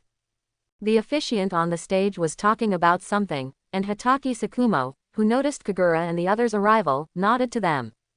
Kagura and others who noticed his actions nodded in return. Looking at the newlyweds on the stage, Kagura's thoughts had already strayed to other places. Since Hokage Tsukumo is already married, does that mean that Kakashi will be born soon? Doesn't this mean that Uchiha Obito is about to be born? By the way, who are Obito's parents? It seems that it has not been introduced in the plot. It seems that in the past few years, I have to pay attention to the new babies in the clan. But now that there is more of me in the world, and so many different things have happened, will these people still have their original names? Besides, will the current Uchiha Madara still set up a scheme to deceive Obito? Just as Kagura was sitting there thinking, a voice came from behind the four of them. "Hey, long time no see.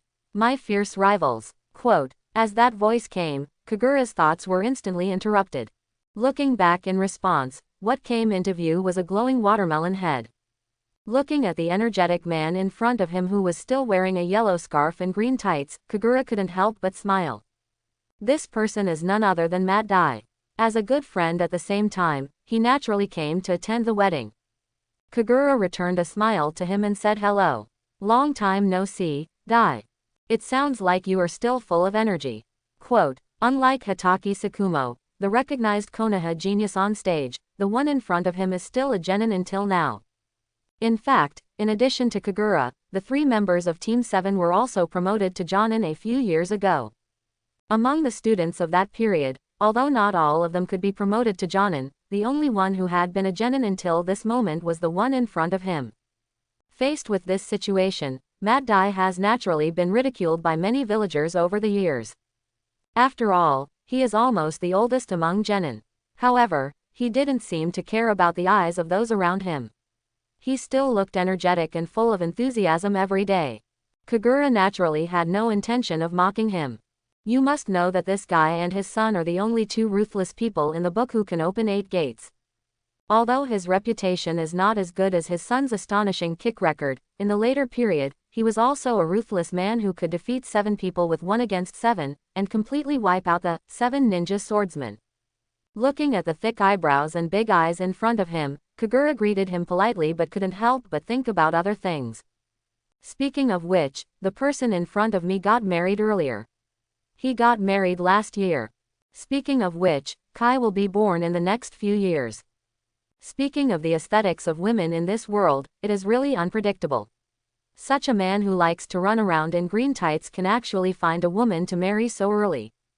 Just when Mad Dai opened his mouth slightly and was about to continue saying something, the officiant on the stage finally finished the lengthy blessing. As the crowd cheered, their attention returned to the stage again.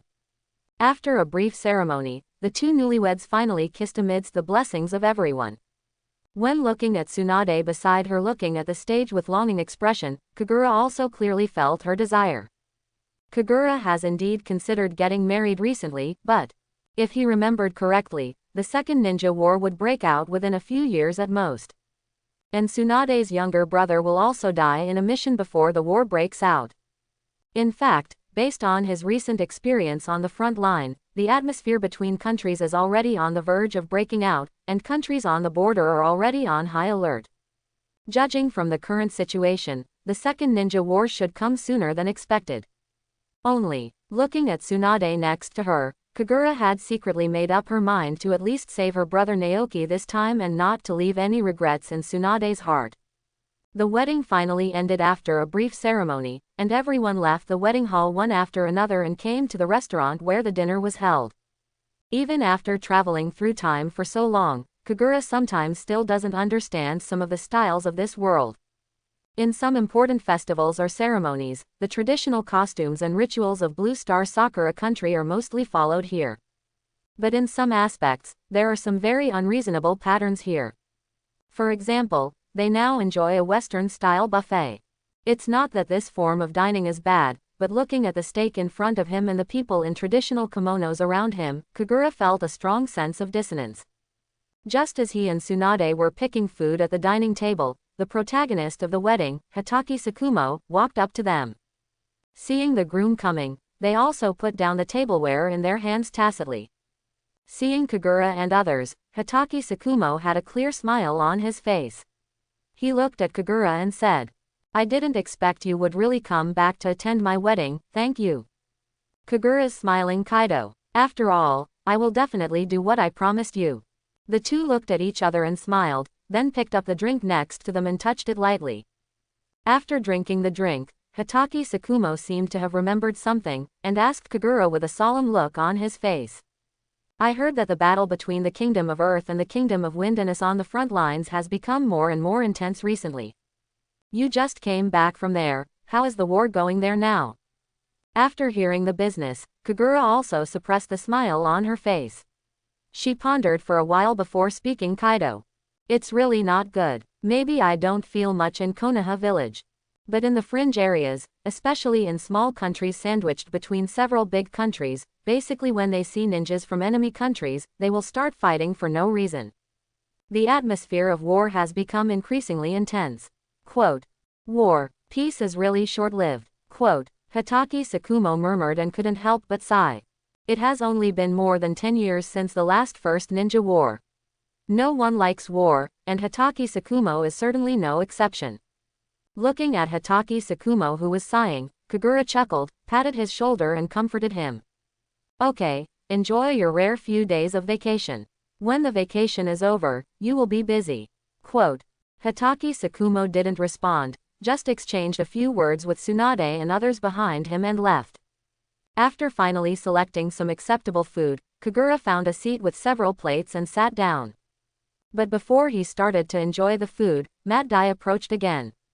Looking at Mad Dai who was hesitant to speak, Kagura reluctantly put down the knife and fork in his hand and looked over with questioning eyes. Mad Dai no longer hesitated and asked directly, I heard that your recent missions have been on the front line. Although she didn't understand why he asked this question, Kagura nodded truthfully.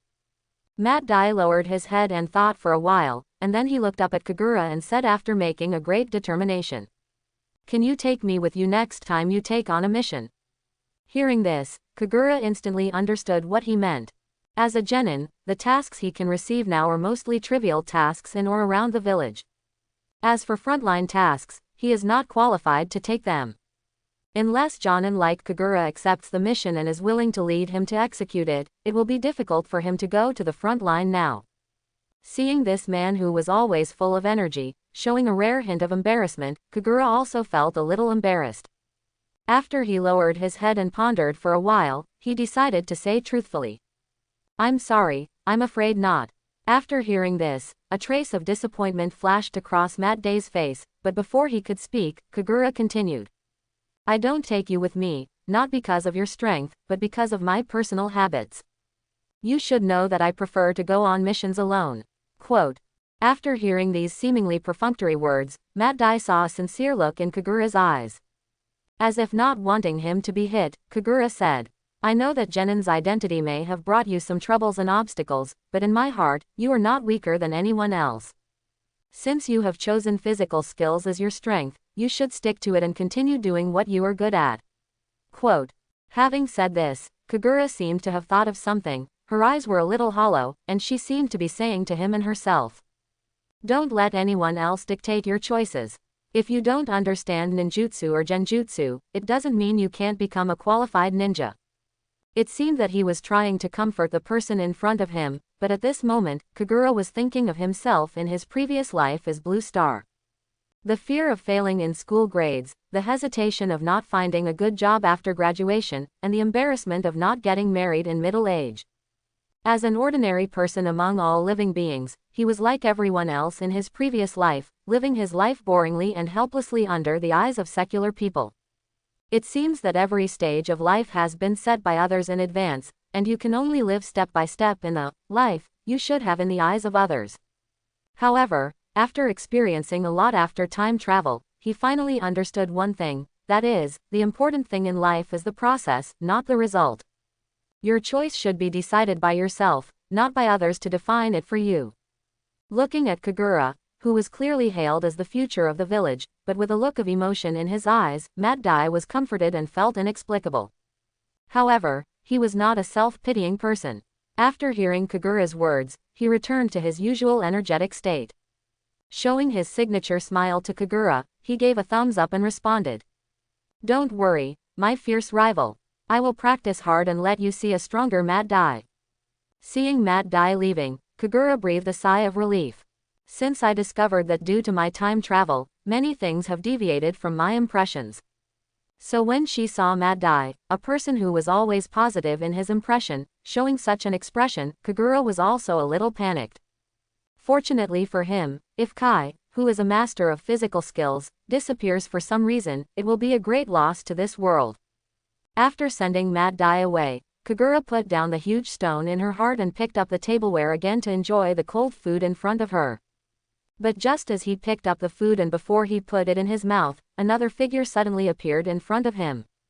Looking up, the person in front of me was wearing a black robe and an animal mask on his face. He was an Anbu member of Konoha. What is Anbu doing with me? As soon as a question flashed in Kagura's eyes, Anbu in front of her said, "Kagura, Master Hokage has something to ask you now. In addition, you need to ask Tsunade to come with you." Quote. After saying that, he turned around and left without waiting for Kagura to say anything.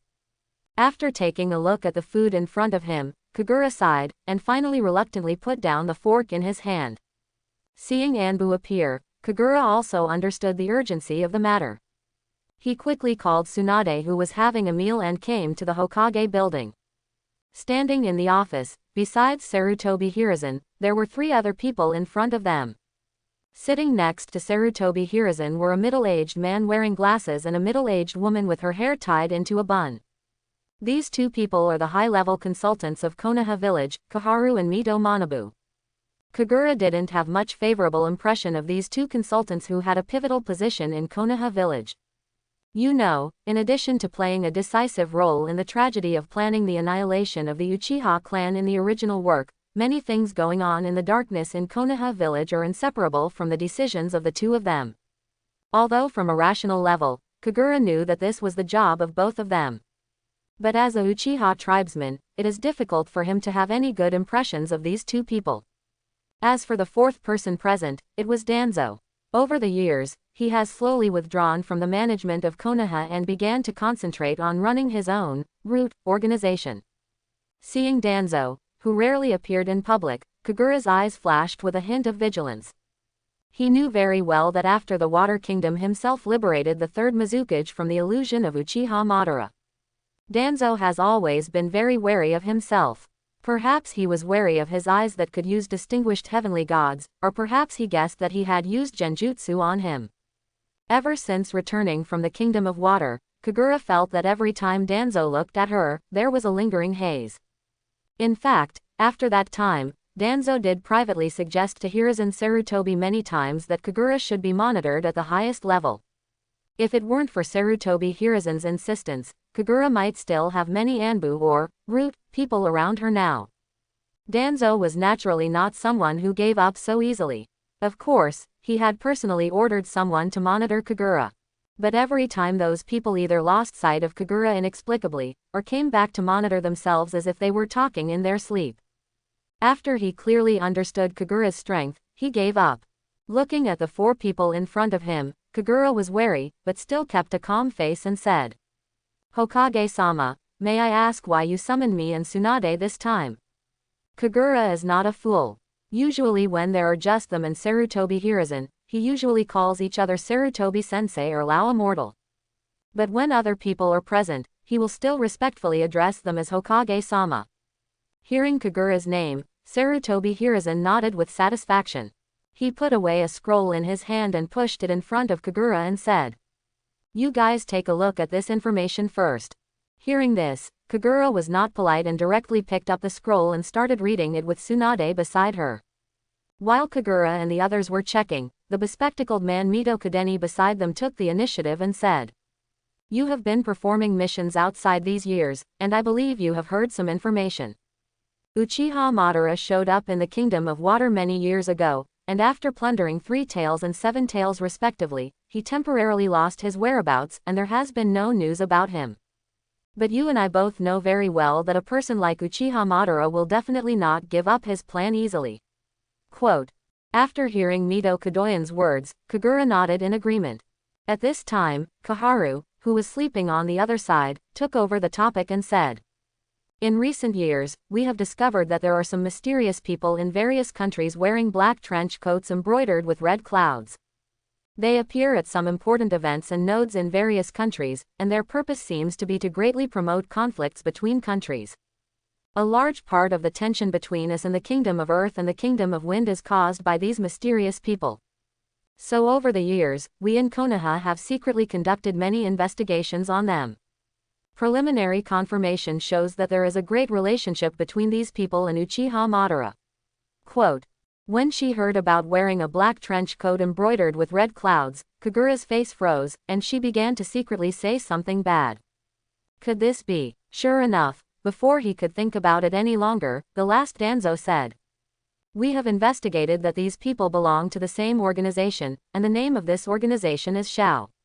Hearing this, Kagura couldn't help but roll her eyes. Well, the world is so uncreative, can't it be renamed?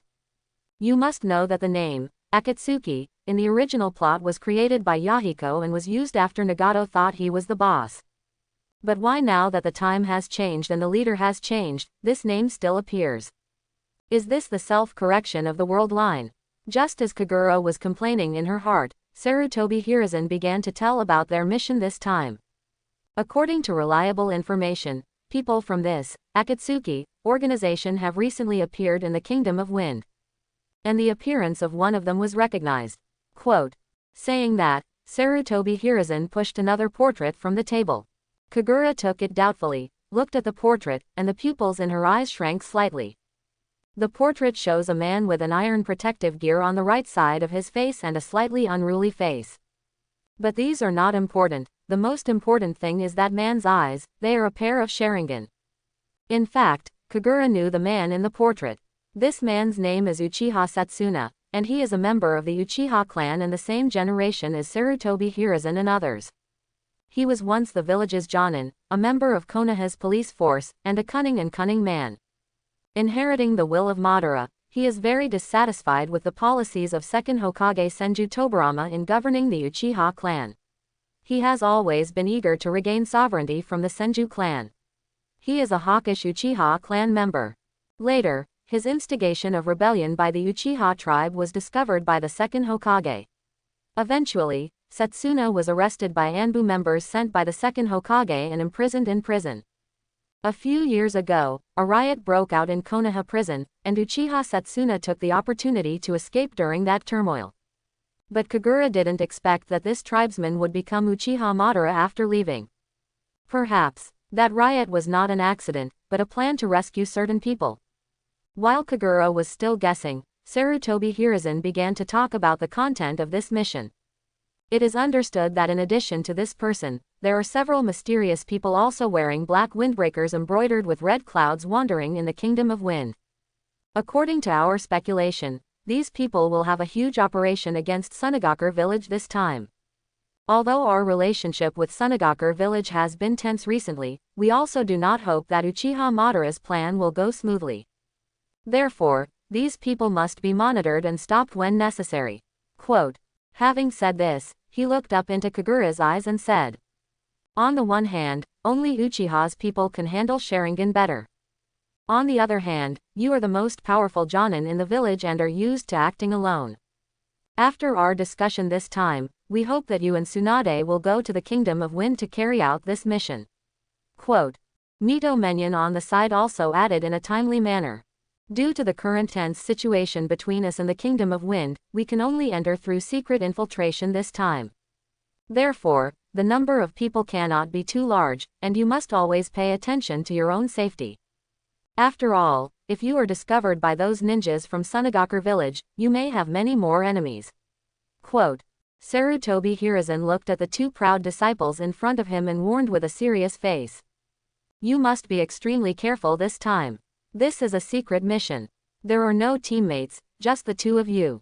When necessary, I hope you can protect yourself as much as possible, with the main purpose of returning safely.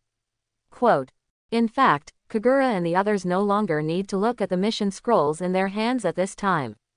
He slowly rolled up the document in his hand, looked at Tsunade and said decisively. Don't worry, I'll take over this task. Although this secret mission did not have any level, Kagura knew very well that this was definitely no less than an S-level mission.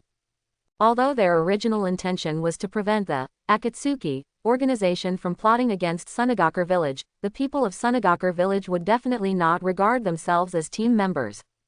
If their identity is accidentally exposed, the enemies they will face are those teammates from Sunagaku village compared to those of Madara's men. The reason why I was sent there, besides Sharingan, was probably more because of my own strength. After all, over the years, Kagura's strength has improved significantly compared to before. Having said that, he has to show his attributes again. Eye technique. Mangekyo Sharingan progress 5.5%. Physical skills. 7th gate, Gate of Wonder progress 10.1%. Chakra. Shadow level progress 15.3%. Tailed beast. 3 tails, fusion degree 83%. Physique. Wood style blood inheritance limit. The first is eye technique. You can see that the current Kagura has finally been promoted to Mangekyo Sharingan after all these years. In fact, during the battle between Takigaku and Kakuzu, Kagura's eyes began to change when she saw Tsunade being injured by herself. Later, when he woke up in the Leaf Village Hospital, he found that his pupil technique had reached 3 Magatama Sharingan, which was 99.9% progress. However, it was the last 0.1% that he could not break through no matter how hard he tried in the following years. Just when Kagura was considering whether to focus on cultivating friendship with Jiraiya and then try to see if he could break through by beating him half to death, he was promoted due to an accident. That was a mission 2 years ago. That time he also completed the mission alone, but that mission was a trap. The purpose was to hunt down him, the genius of Konoha. After Kagura rushed into the enemy's base camp alone, he found a group of enemies waiting for him. In that battle, he used almost all his trump cards. Both tailed beasts and 8 gates armor were used by him. But even so, when all the chakra was consumed, there were still several Jonin standing beside him. Although those Jonin were surprised by his revealed strength, they could not stop their joy of hunting Kagura.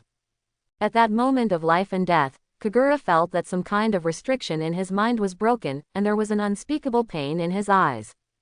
A black flame burst out of his eyes uncontrollably, and the enemies who approached him and prepared to attack him were instantly engulfed by the large flames. When Kagura regained consciousness again, everything within a few miles of him turned into a dry wasteland, just like a forest that had experienced a fire. And it was after that Kagura found her eyes breaking through to Mangekyo Sharingan. Either because of the help of the system, or because of the strong emotions he felt before his death, he got the eyes he dreamed of. I know there may be objections to this paragraph, but on the one hand, Uchiha's eyes were promoted by strong emotional stimulation before eternal Mangekyo. I don't think it's necessary to have a relative die to access this emotion. On the other hand, isn't the protagonist cheat meant to be reflected at this time? Carrot oh carrot. But after being promoted, Kagura had to start worrying about another thing in advance, that is, whether he also entered the countdown to blindness after possessing Mangekyo Sharingan. Although it was mentioned in the original plot that people with Senju Hashirama cells can avoid this sequelae. But Kagura is not sure whether the wood-style blood inheritance limit stated on the system can be equivalent to Senju Hashirama's cells. So in the past 2 years, he also began to deliberately reduce the use of these eyes. As for physical skills, after breaking through to the 7th gate, the speed can be said to be almost like a turtle crawling, and there may not be 5% progress in a year. The same is true for chakra. After breaking through to the shadow level, his speed obviously slowed down significantly. But Kagura also knew in his heart that this was because he was beginning to touch the limits of his body. After all, there is only one Kai in the entire Hokage world. If you want to practice physical skills that can fully open the 8 gates, in addition to perseverance, you also need a certain amount of talent. But what made him most uncomfortable was the fusion of the tailed beasts. Compared with the cute 1 tail and 2 tails, the follow-up 3 tails is really just like its appearance, like a lazy turtle. Obviously, it only took him a few years to cultivate the fusion of the previous 2-tailed beasts combined, but for this 3 tails alone, he has been using it for almost 6 or 7 years, and it has not yet reached 100%. If all tailed beasts were like 3 tails, he might not have the chance to see 9 tails little fox until he dies of old age. As for ninjutsu, he has naturally learned a lot by himself in the past 8 years, but the number of S-level ninjutsu obtained through tasks issued by the system has only increased by 2. Since returning from Taki country, the system has only released 3 missions in total. Once when he became Jonin, once when he faced death, and once when he became Jonin on his first secret mission.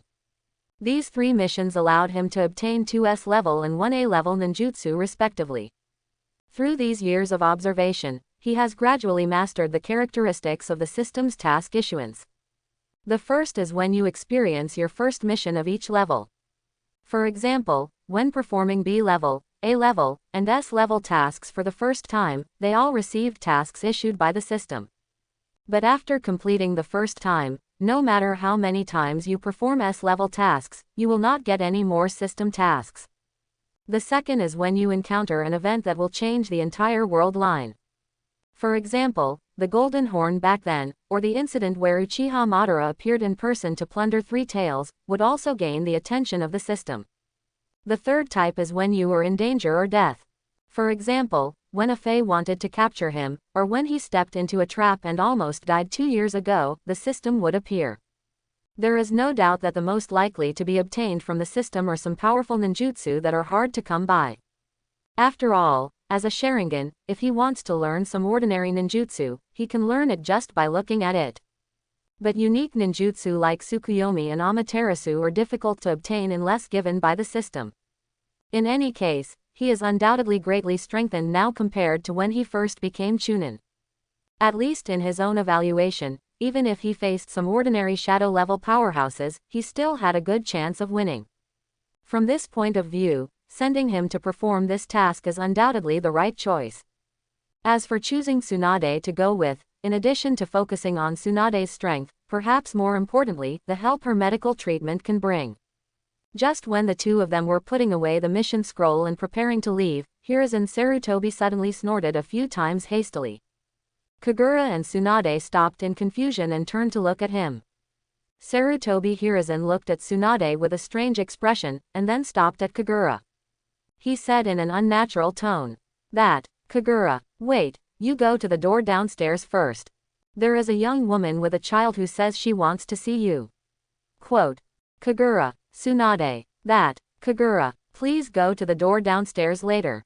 There is a young woman with a child who says she wants to see you. Quote. As soon as Master Hokage said this, the entire office fell into deathly silence. Everyone, even Danzo, looked at Kagura, who stayed in place with a meaningful look.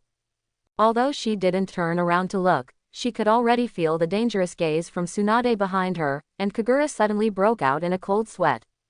At this moment, his mind was racing with memories. No, I've never been fooling around outside. Could it be that Genjutsu doesn't remember when I was hit?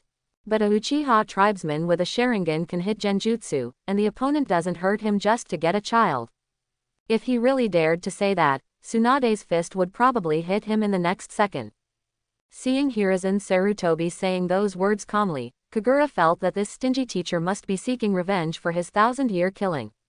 He turned his head tremblingly and looked at Tsunade, who was smiling behind him. He swallowed hard and explained in a trembling voice. I really haven't done anything. How about we go down and take a look together? Tsunade in front of her still had a sweet smile. She took a step forward, took Kagura's arm as usual and said, "Okay." After saying that, she ignored the 4 Konoha executives behind her and walked out with Kagura stiffened all over. Kagura, who was resting on her arm, could not feel her usual tenderness at this moment. Either because of my own worries, or because of the fact. He felt that Tsunade's arms were like steel bars at this time, strangling him with some pain. The usually short stairs were like leading to the abyss of hell. In Kagura's uneasy mood, they finally arrived downstairs. Outside the door of the Hokage building, under the afternoon sun, 2 women, one large and one small, were standing there. When she saw 2 people appearing in front of her, Kagura felt that the arm holding her tightened. When he took a closer look, he discovered that the 2 of them had something in common. Both women have bright red hair. The younger one is just a little girl, looking only 6.7 years old. The older one was holding a little boy in her hands. She looked about the same age as Kagura and the others, probably in her 20s. The little boy she was holding in her arms at this time looked to be only 1 year old. He also had red hair and was holding his mother tightly with a scared look on his face. Seeing the young woman holding the child in front of her, a certain face appeared in Kagura's memory.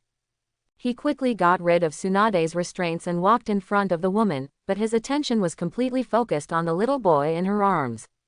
He said with disbelief and some doubt, "You are Uzumaki Fuso. You really came to Konoha village." Looking at the handsome young man in front of him, Fuso nodded slowly. The kingdom of Whirlpool was destroyed a few years ago. With the death of the first-generation clan leader, the actions of various countries to plunder the Uzumaki clan became more and more rampant. Originally, they were wary of the attitude of the Whirlpool country's ally, the Leaf Village. But in these years, Konoha has been somewhat overwhelmed by the conflict between the Kingdom of Earth and the Kingdom of Wind. Seeing Konoha with no remaining strength at all, these countries that were already eyeing the Kingdom of Whirlpool could no longer tolerate it. In just a few years, the famous Uzumaki clan suffered a disaster that was close to annihilation. Under the war and purposeful plunder, the entire Uzumaki clan has ceased to exist in name only, and the few remaining clan members have fled and hid in other countries. The same is true for the Uzumaki Fuso in front of me. But when her family was preparing to escape from the Kingdom of Whirlpool, for some reason the words of a certain boy many years ago appeared in her mind. "Miss Fuso, please remember what I say next. If you encounter any difficulties in the future, or encounter a desperate situation, please, you must come to Konoha for help. Either you or your child. Or we Konoha will do our best to protect you. Please remember what I said today and believe in us." The handsome boy who looked a little nervous back then left a deep impression on her mind. In addition, the Uzumaki clan already had a good friendship with Konoha. Her husband originally suggested going to the country of rain, but in the end he was persuaded by her to come to Konoha village. After all, compared with the dangerous rain country, the current fire country is obviously more suitable for them to live. After coming to Konoha village, because she was afraid that her family's special bloodline would arouse the covetousness of some people, she immediately asked someone to tell her name to Kagura. After all, even she, a commoner, has heard of Kagura's reputation as a monster over the years. As for the girl next to her of the same race, they just happened to meet at the door. Seeing Uzumaki Fuso nodding in front of her, Kagura's eyes lit up and she stared at the little boy in her arms. Feeling the gaze of the strange brother-uncle, the little boy nervously shrank into his mother's arms. Kagura ignored the little boy's discomfort and asked slightly excitedly, "Is this your child Nagato?" Although it was unclear why Kagura knew the name of her child when they first met, Fuso still nodded. Hee hee, ha ha ha ha. Although there was already a guess in his mind, Kagura couldn't help but laugh after receiving Fuso's confirmation. This really makes him unhappy. Who is this, Nagato? Although in the original work, his samsara eye was transplanted by Uchiha Madara, he is one of the few geniuses who can perfectly master the samsara eye. It seemed that Kagura knew the name of the other's child so naturally that she didn't even need an introduction from the other's mother, and Tsunade seemed to have received some confirmation. That sweet smile has long since disappeared, and there are crystal tears in her eyes, her mouth is deflated, and her body is twitching as if she is sobbing. Feeling the change in Tsunade behind her, Kagura instantly knew that her girlfriend might have misunderstood something. He quickly asked Uzumaki Fuso, "By the way, are you here with your husband this time?" Seeing Tsunade's aggrieved look, Fuso seemed to understand something. She smiled and said, "Yes, this time I came with my husband and children as a family. When I met you in the country of Whirlpool before, didn't you ask me to come to Konoha village to find you when I was in trouble? So this time I brought my whole family here to join you, Kagura-sama." Quote. As she spoke, she held the child in her arms and bowed deeply to Kagura. After hearing her explanation, Tsunade stopped choking, but still looked at Kagura and Fuso with some suspicion. Facing Fuso's salute, Kagura quickly helped her up.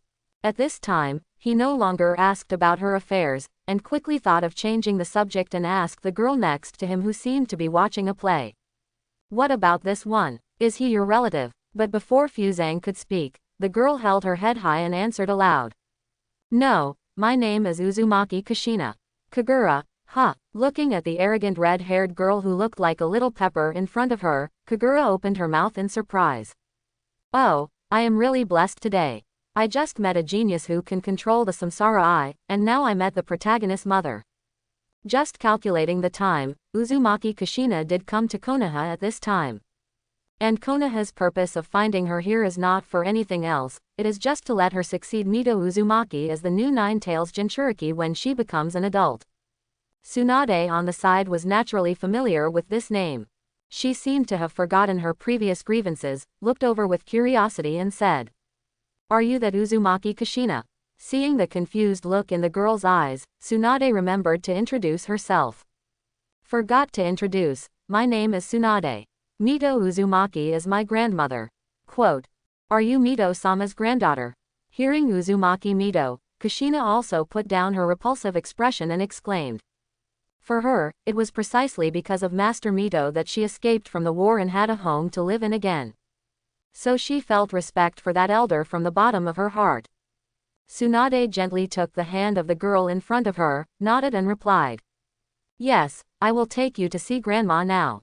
As she said this, she thought of something else, turned to Uzumaki Fuso next to her and said, "You should come too, after all, you are also a relative of the same clan as Grandma. Don't worry, since you have come to Konoha, we will take good care of your family." Quote. Fuso, who was still a little worried while holding Nagato in her arms, couldn't help being pleasantly surprised when she heard this. After all, Uzumaki Mito, the first Hokage lady, was named.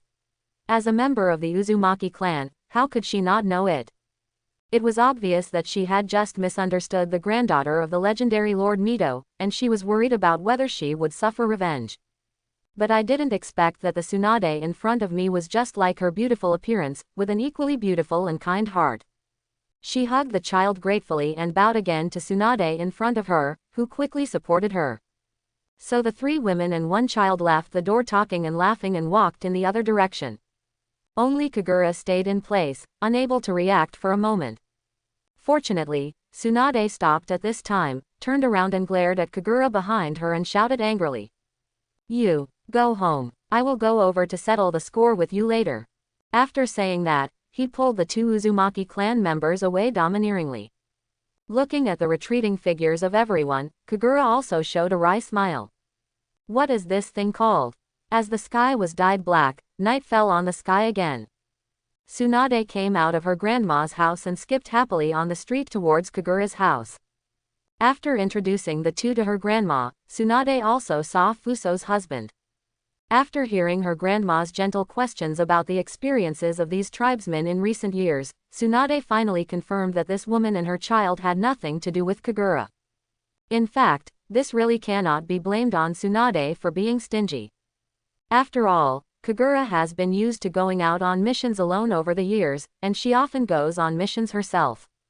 Sometimes it is common for two people to be busy and unable to see each other for several months. It was sometimes hard for her not to be wary of a boyfriend like this who had no idea where he was hanging out outside all year round. I am definitely not making any insinuations here about some idiot who doesn't even know his daughter. Arriving at the door of Kagura's house in a happy mood, she tilted her head and thought for a moment, then suppressed her smile and put on a bad face. Don't think about making me calm down so easily. But Tsunade's persistence disappeared without a trace the moment she opened the door. The reason was simple, because what was before her were two exquisitely plated steaks. Kagura even lit candles on the short tatami dining table, making it look like a candlelight dinner. Looking at the attractive-looking steak and taking a sip of the charming meat aroma, Tsunade felt a lot of saliva suddenly secrete in her mouth. Only then did she suddenly feel her strong hunger. No way, when she was about to enjoy lunch at noon, she was called by Kagura to go to the Hokage building to accept the mission. Until now, she has not eaten any food. At this time, Kagura happened to light the candles.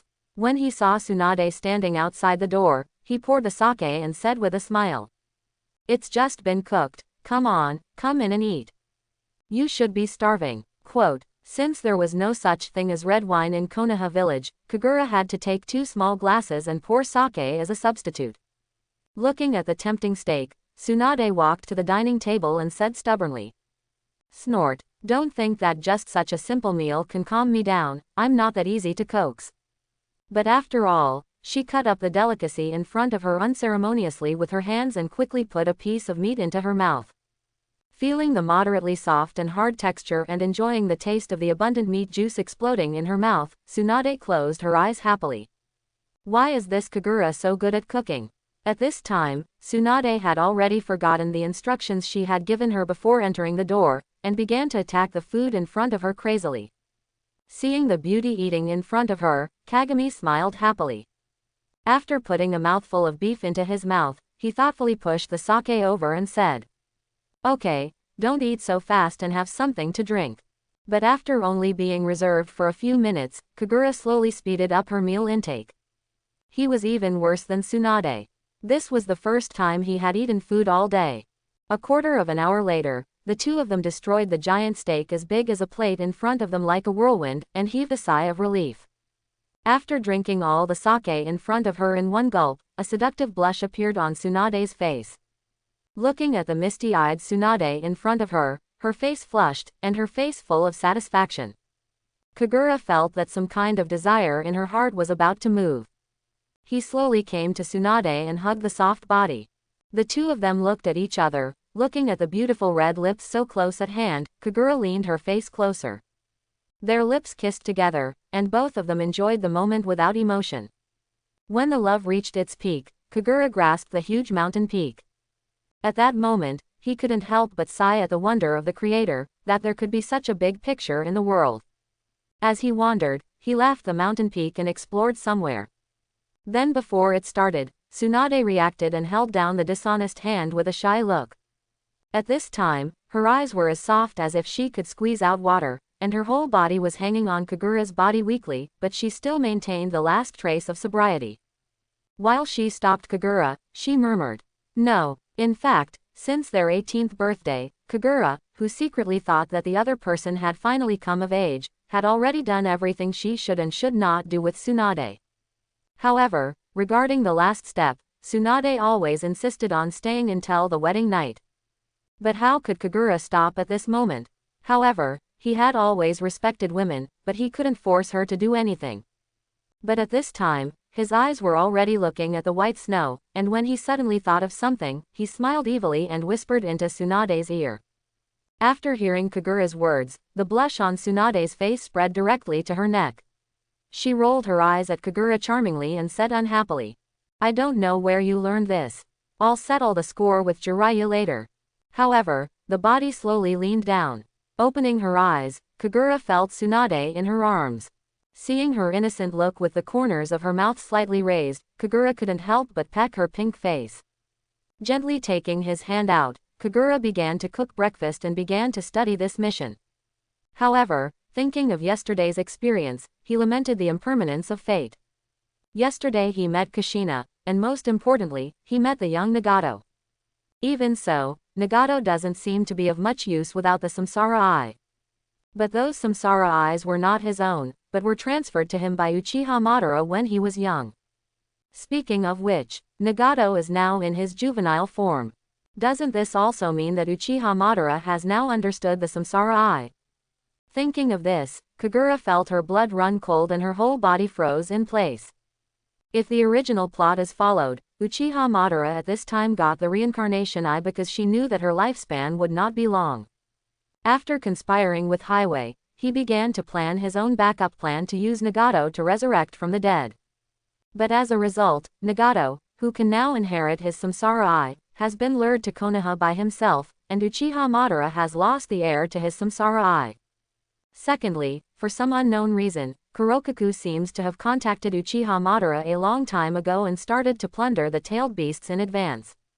Moreover, based on the appearance of Uchiha Madara that Kagura had seen with his own eyes 8 years ago, it was hard for him to imagine that the current Madara would look anything close to her near-life expectancy.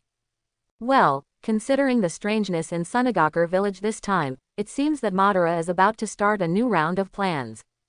Perhaps this mission will be much more important than I imagined. Speaking of missions, they will set off today as required. In order to avoid being discovered by the ninjas of the Land of Sand, he had to think of a reasonable disguise for the two of them before setting off. Suddenly, looking at the noodles cooked in his hand, Kagura was slightly startled, and then smiled. Haha, isn't this the best way to disguise your identity?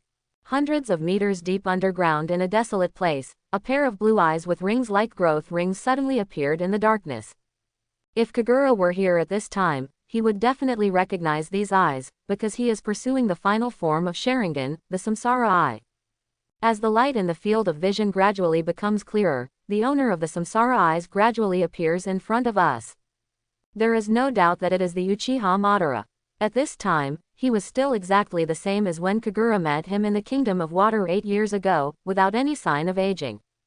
But if you look carefully, you can see that there are several branches behind him connecting from the huge Gedo statue at the rear to his back. Although its appearance is exactly the same as before, the position of its right arm is empty. Madara actually lost his right arm at some point. He stood in front of a huge tree trunk and looked at the body in front of him intently. It was a body that could barely be seen as human, but its body seemed to grow out of a tree trunk and was completely connected to the tree trunk. The surface of the entire body is still layers of dry bark-like skin, only the position of its right arm is strikingly different, as vivid as a real human hand. A concrete black figure came out from a dark corner. It had no facial features or body, just like a simple silhouette with only eyes and mouth cut out. A deep sound came from its mouth, echoing throughout the space. Although Hashirama cells and your arms were used to create a new body, it will take some time to be fully transferable. Of course, if those people can capture one tail this time, then this time can be shortened even more. Quote, as its two empty eyes look upward, you can see two obvious light groups on the Gedo statue behind it. If you look closely, you can see that the two light groups are miniature versions of 3 tails and 7 tails respectively. Facing the words of the Black Shadow, Uchiha Madara remained motionless and ignored them. This dark shadow suddenly appeared in front of him more than 10 years ago. At that time, he had just used Izanagi to resurrect him, and he was taking Hashirama's flesh and blood to conduct research. This self-proclaimed guardian spirit of the Uchiha clan from ancient times appeared ghostly in front of him. Although I still have doubts about this so-called guardian spirit, it is undeniable that the knowledge it brings is something I have never seen before. Utilizing the power of the Uchiha and Senju clan, it taught itself how to summon the Gedo statue in front of it and told how to awaken the Samsara Eye. It's a pity that I am still too old after all, and even if I awaken the Samsara Eye, I am powerless. At this time, the Black Shadow proposed the method of reincarnation. It's just that this reincarnation technique has great limitations. Due to the rejection of the soul and body, 3 years after reincarnation, the body will uncontrollably decay. Moreover, the ordinary body cannot carry his awakened reincarnation eyes. Even if he is reincarnated successfully, he will lose those eyes. Fortunately, he still has Hashirama cells. After several years of research, they finally discussed using the Gedo statue, driven by the energy of the tailed beast, to create a perfect body with Hashirama cells. In order to prevent this body from being repelled by his soul, he even cut off one of his arms and fused it into it.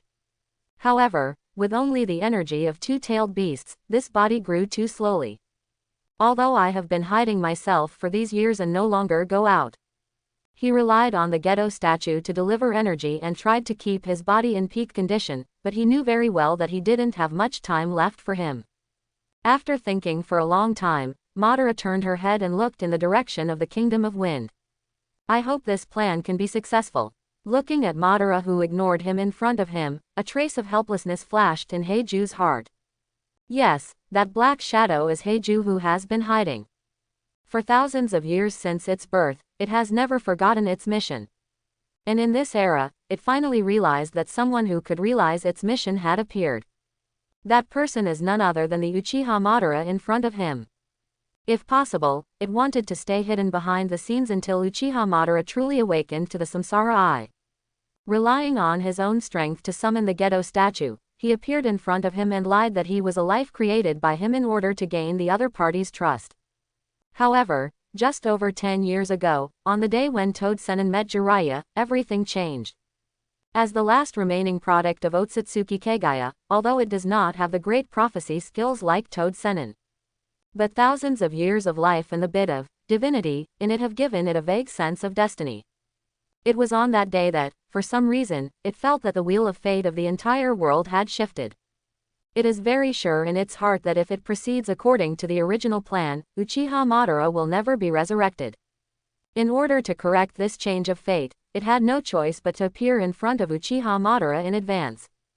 Although Uchiha Madara obtained the Gedo statue and the corresponding reincarnation method in advance through its own knowledge, it knew it very well. The man in front of me has never completely trusted him in his heart. But none of this matters. It followed Madara's gaze and also looked in the direction of the Kingdom of Wind. As long as the two conditions of Ten Tails and Uchiha Madara are fulfilled, I can see that nostalgic face again. In terms of living environment, the country of wind is the most difficult and harsh country among the 5 major countries. This is especially true for the ninja village Sunagakur village, which is the land of wind. The sand-hidden village built on a piece of wasteland has been unable to attract more people to live there. Perennial sandstorms and dry environment are undoubtedly the main reasons that limit its development. However, this environment has also become an advantage of Sunagakur village. Slightly different from other villages, the entire sand-hidden village is hidden in a huge valley. Except for the huge gap outside the valley that serves as the entrance and exit, it is difficult for outsiders to enter the sand-hidden village. This unique landform gave Sunagakur village a huge defensive advantage in previous wars. Even now, this landscape makes it easier for them to monitor everyone entering and leaving the village. Kagura and Tsunade, who had changed their appearance through the transformation technique, walked through the village gate while marveling at the uncanny natural landforms. But the two of them knew very well that monitoring through the gate was just the simplest test. Looking at the glances that the guards on both sides cast towards the two of them from time to time, Kagura knew in her heart that the real difficulties had just begun. Since the village has only one entrance and exit, Sunagakur village is very sensitive to the entry of this kind of outside population. Especially this time they were carrying out a long-term mission. After all, the high-level officials of Konoha didn't know what Madara's men were plotting in Sunagakur village. If long-term surveillance is needed in the village, then Kagura and the others must have a suitable disguised identity. Otherwise, as time goes by, the dark ninja from Sunagakur village may come looking for him. But Kagura has already thought about this. A few days later, a new ramen shop opened in Sunagakur village. As soon as this new store called Ichiraku Ramen opened, it immediately gained popularity among many villagers. Many people may have guessed this, O_O. Looking at the long line of customers outside the store, Kagura couldn't help but twitch the corners of her eyes. In order to better hide in Sunagakur village for a long time, Kagura simply disguised the two of them as a couple who came to open a shop. After all, cooking is something he is very good at, so opening a restaurant will not arouse others' suspicion. As for the store name, he shamelessly stole the name, Otsutsuki Ichiraku, from the original plot. Anyway, both of them happened to have the word le in their names, so I had already made a name for Uncle Yeel in this world in advance. Originally, in his plan, opening such a ramen shop could hide the two of them under the surveillance of the ninjas in Sunagakur village. On the other hand, it can also make it easier for you to integrate into the village and secretly investigate the movements of those in the Akatsuki organization. But I don't know if it's because of his superb cooking skills, or because these people in Sunagakur village really haven't eaten anything good. As soon as he opened his shop, he received unanimous praise from the villagers. It was only the third day, and customers were already queuing up in front of his store. Looking at the expectant customer in front of him, a trace of helplessness flashed across Kagura's eyes. This is not what I thought. If this is so popular, then how can I have time to carry out the task? 2 portions of the signature ramen, no chopped green onion. Hearing Tsunade's youthful voice next to her, Kagura was instantly brought back to reality from her thoughts. Unlike Kagura, Tsunade seemed to enjoy the role-playing game where the couple opened a shop. Seeing her chatting and laughing among the customers, Kagura curled her lips helplessly. Has she forgotten what we came here to do? The customer's urging voice came to her ears again, and Kagura bowed her head in resignation and continued to complete the work at hand. As the prepared ingredients were sold out, the customers who didn't take their turn cursed and finally dispersed. Kagura, who had made hundreds of bowls of ramen, slumped on the chair exhausted. He never imagined that one day he would become a tired office worker after traveling through time. For just a moment, he thought he was back working on Blue Star. Tsunade on the side excitedly lit up today's reward and kept saying to Kagura, "Wow, this seems to make more money than doing tasks. Should we really open a noodle shop when we return?" After hearing this, Kagura rolled her eyes and said angrily, "Don't forget what we came here to do." Tsunade put the money away and walked behind Kagura with a smile to help him press his shoulders. Feeling those flexible fingers kneading the sore spot just right, Kagura moaned in comfort. It has to be said that as a doctor, Tsunade has exerted her due expertise in massage. While Tsunade pressed his shoulders, she leaned over and whispered in his ear, "Don't worry, I just learned a lot from those customers." Hearing this, Kagura raised her eyebrows and calmly motioned for her to continue. After a slight pause, Tsunade gathered her thoughts and continued, "I heard that Sunagakur village has recently made a lot of attempts to study the power of one-tail Shukaku. But it seems that so far they have all ended in failure.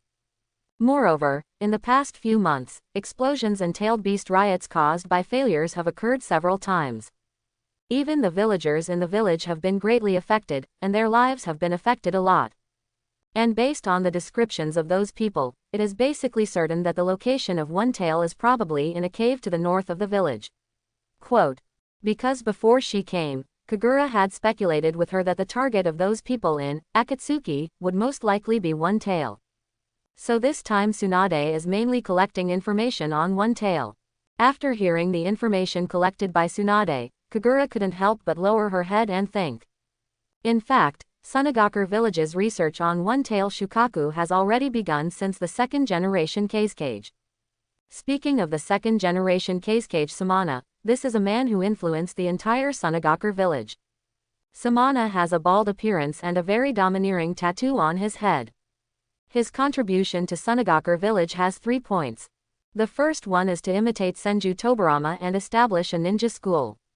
The second was to study One Tail, and began to seal One Tail into ninjas, developing Sunagakur village's own Jinchuriki.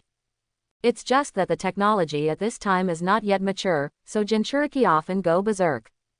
The third and most important point is the development of new ninjutsu. Most of the ninjutsu used by the ninjas of Sunagakur village were invented by him, including the ninjutsu puppet ninjutsu and the ninjutsu controlling sand. There is no need for me to explain these 2 techniques. It can be said that the famous characters related to Sunagakur village in the subsequent plot are basically related to these 2 ninjutsu. Whether it is Scorpion or the subsequent Kazekage, they all use these 2 ninjutsu. Especially the current 3rd generation Kazekage, the so-called strongest Kazekage. Although his own blood inheritance limit, magnet-style sand iron, is the main reason why he is famous all over the world. But the sand control technology it uses still benefits from the gift of the previous generation Kazekage. The itching in her ears brought Kagura out of her thoughts and back to reality. When he turned around to look, he realized that it was caused by Tsunade's hair falling on his ear. Looking at that face that could be broken by a bullet, some kind of desire rose up in Kagura's heart. He hugged Tsunade, who was close at hand. Tsunade, who felt something hard beneath her body, immediately understood his thoughts. A trace of blush appeared on her face, but she did not offer any resistance. Kagura looked at Tsunade, who was resigned and had a malicious smile on her face.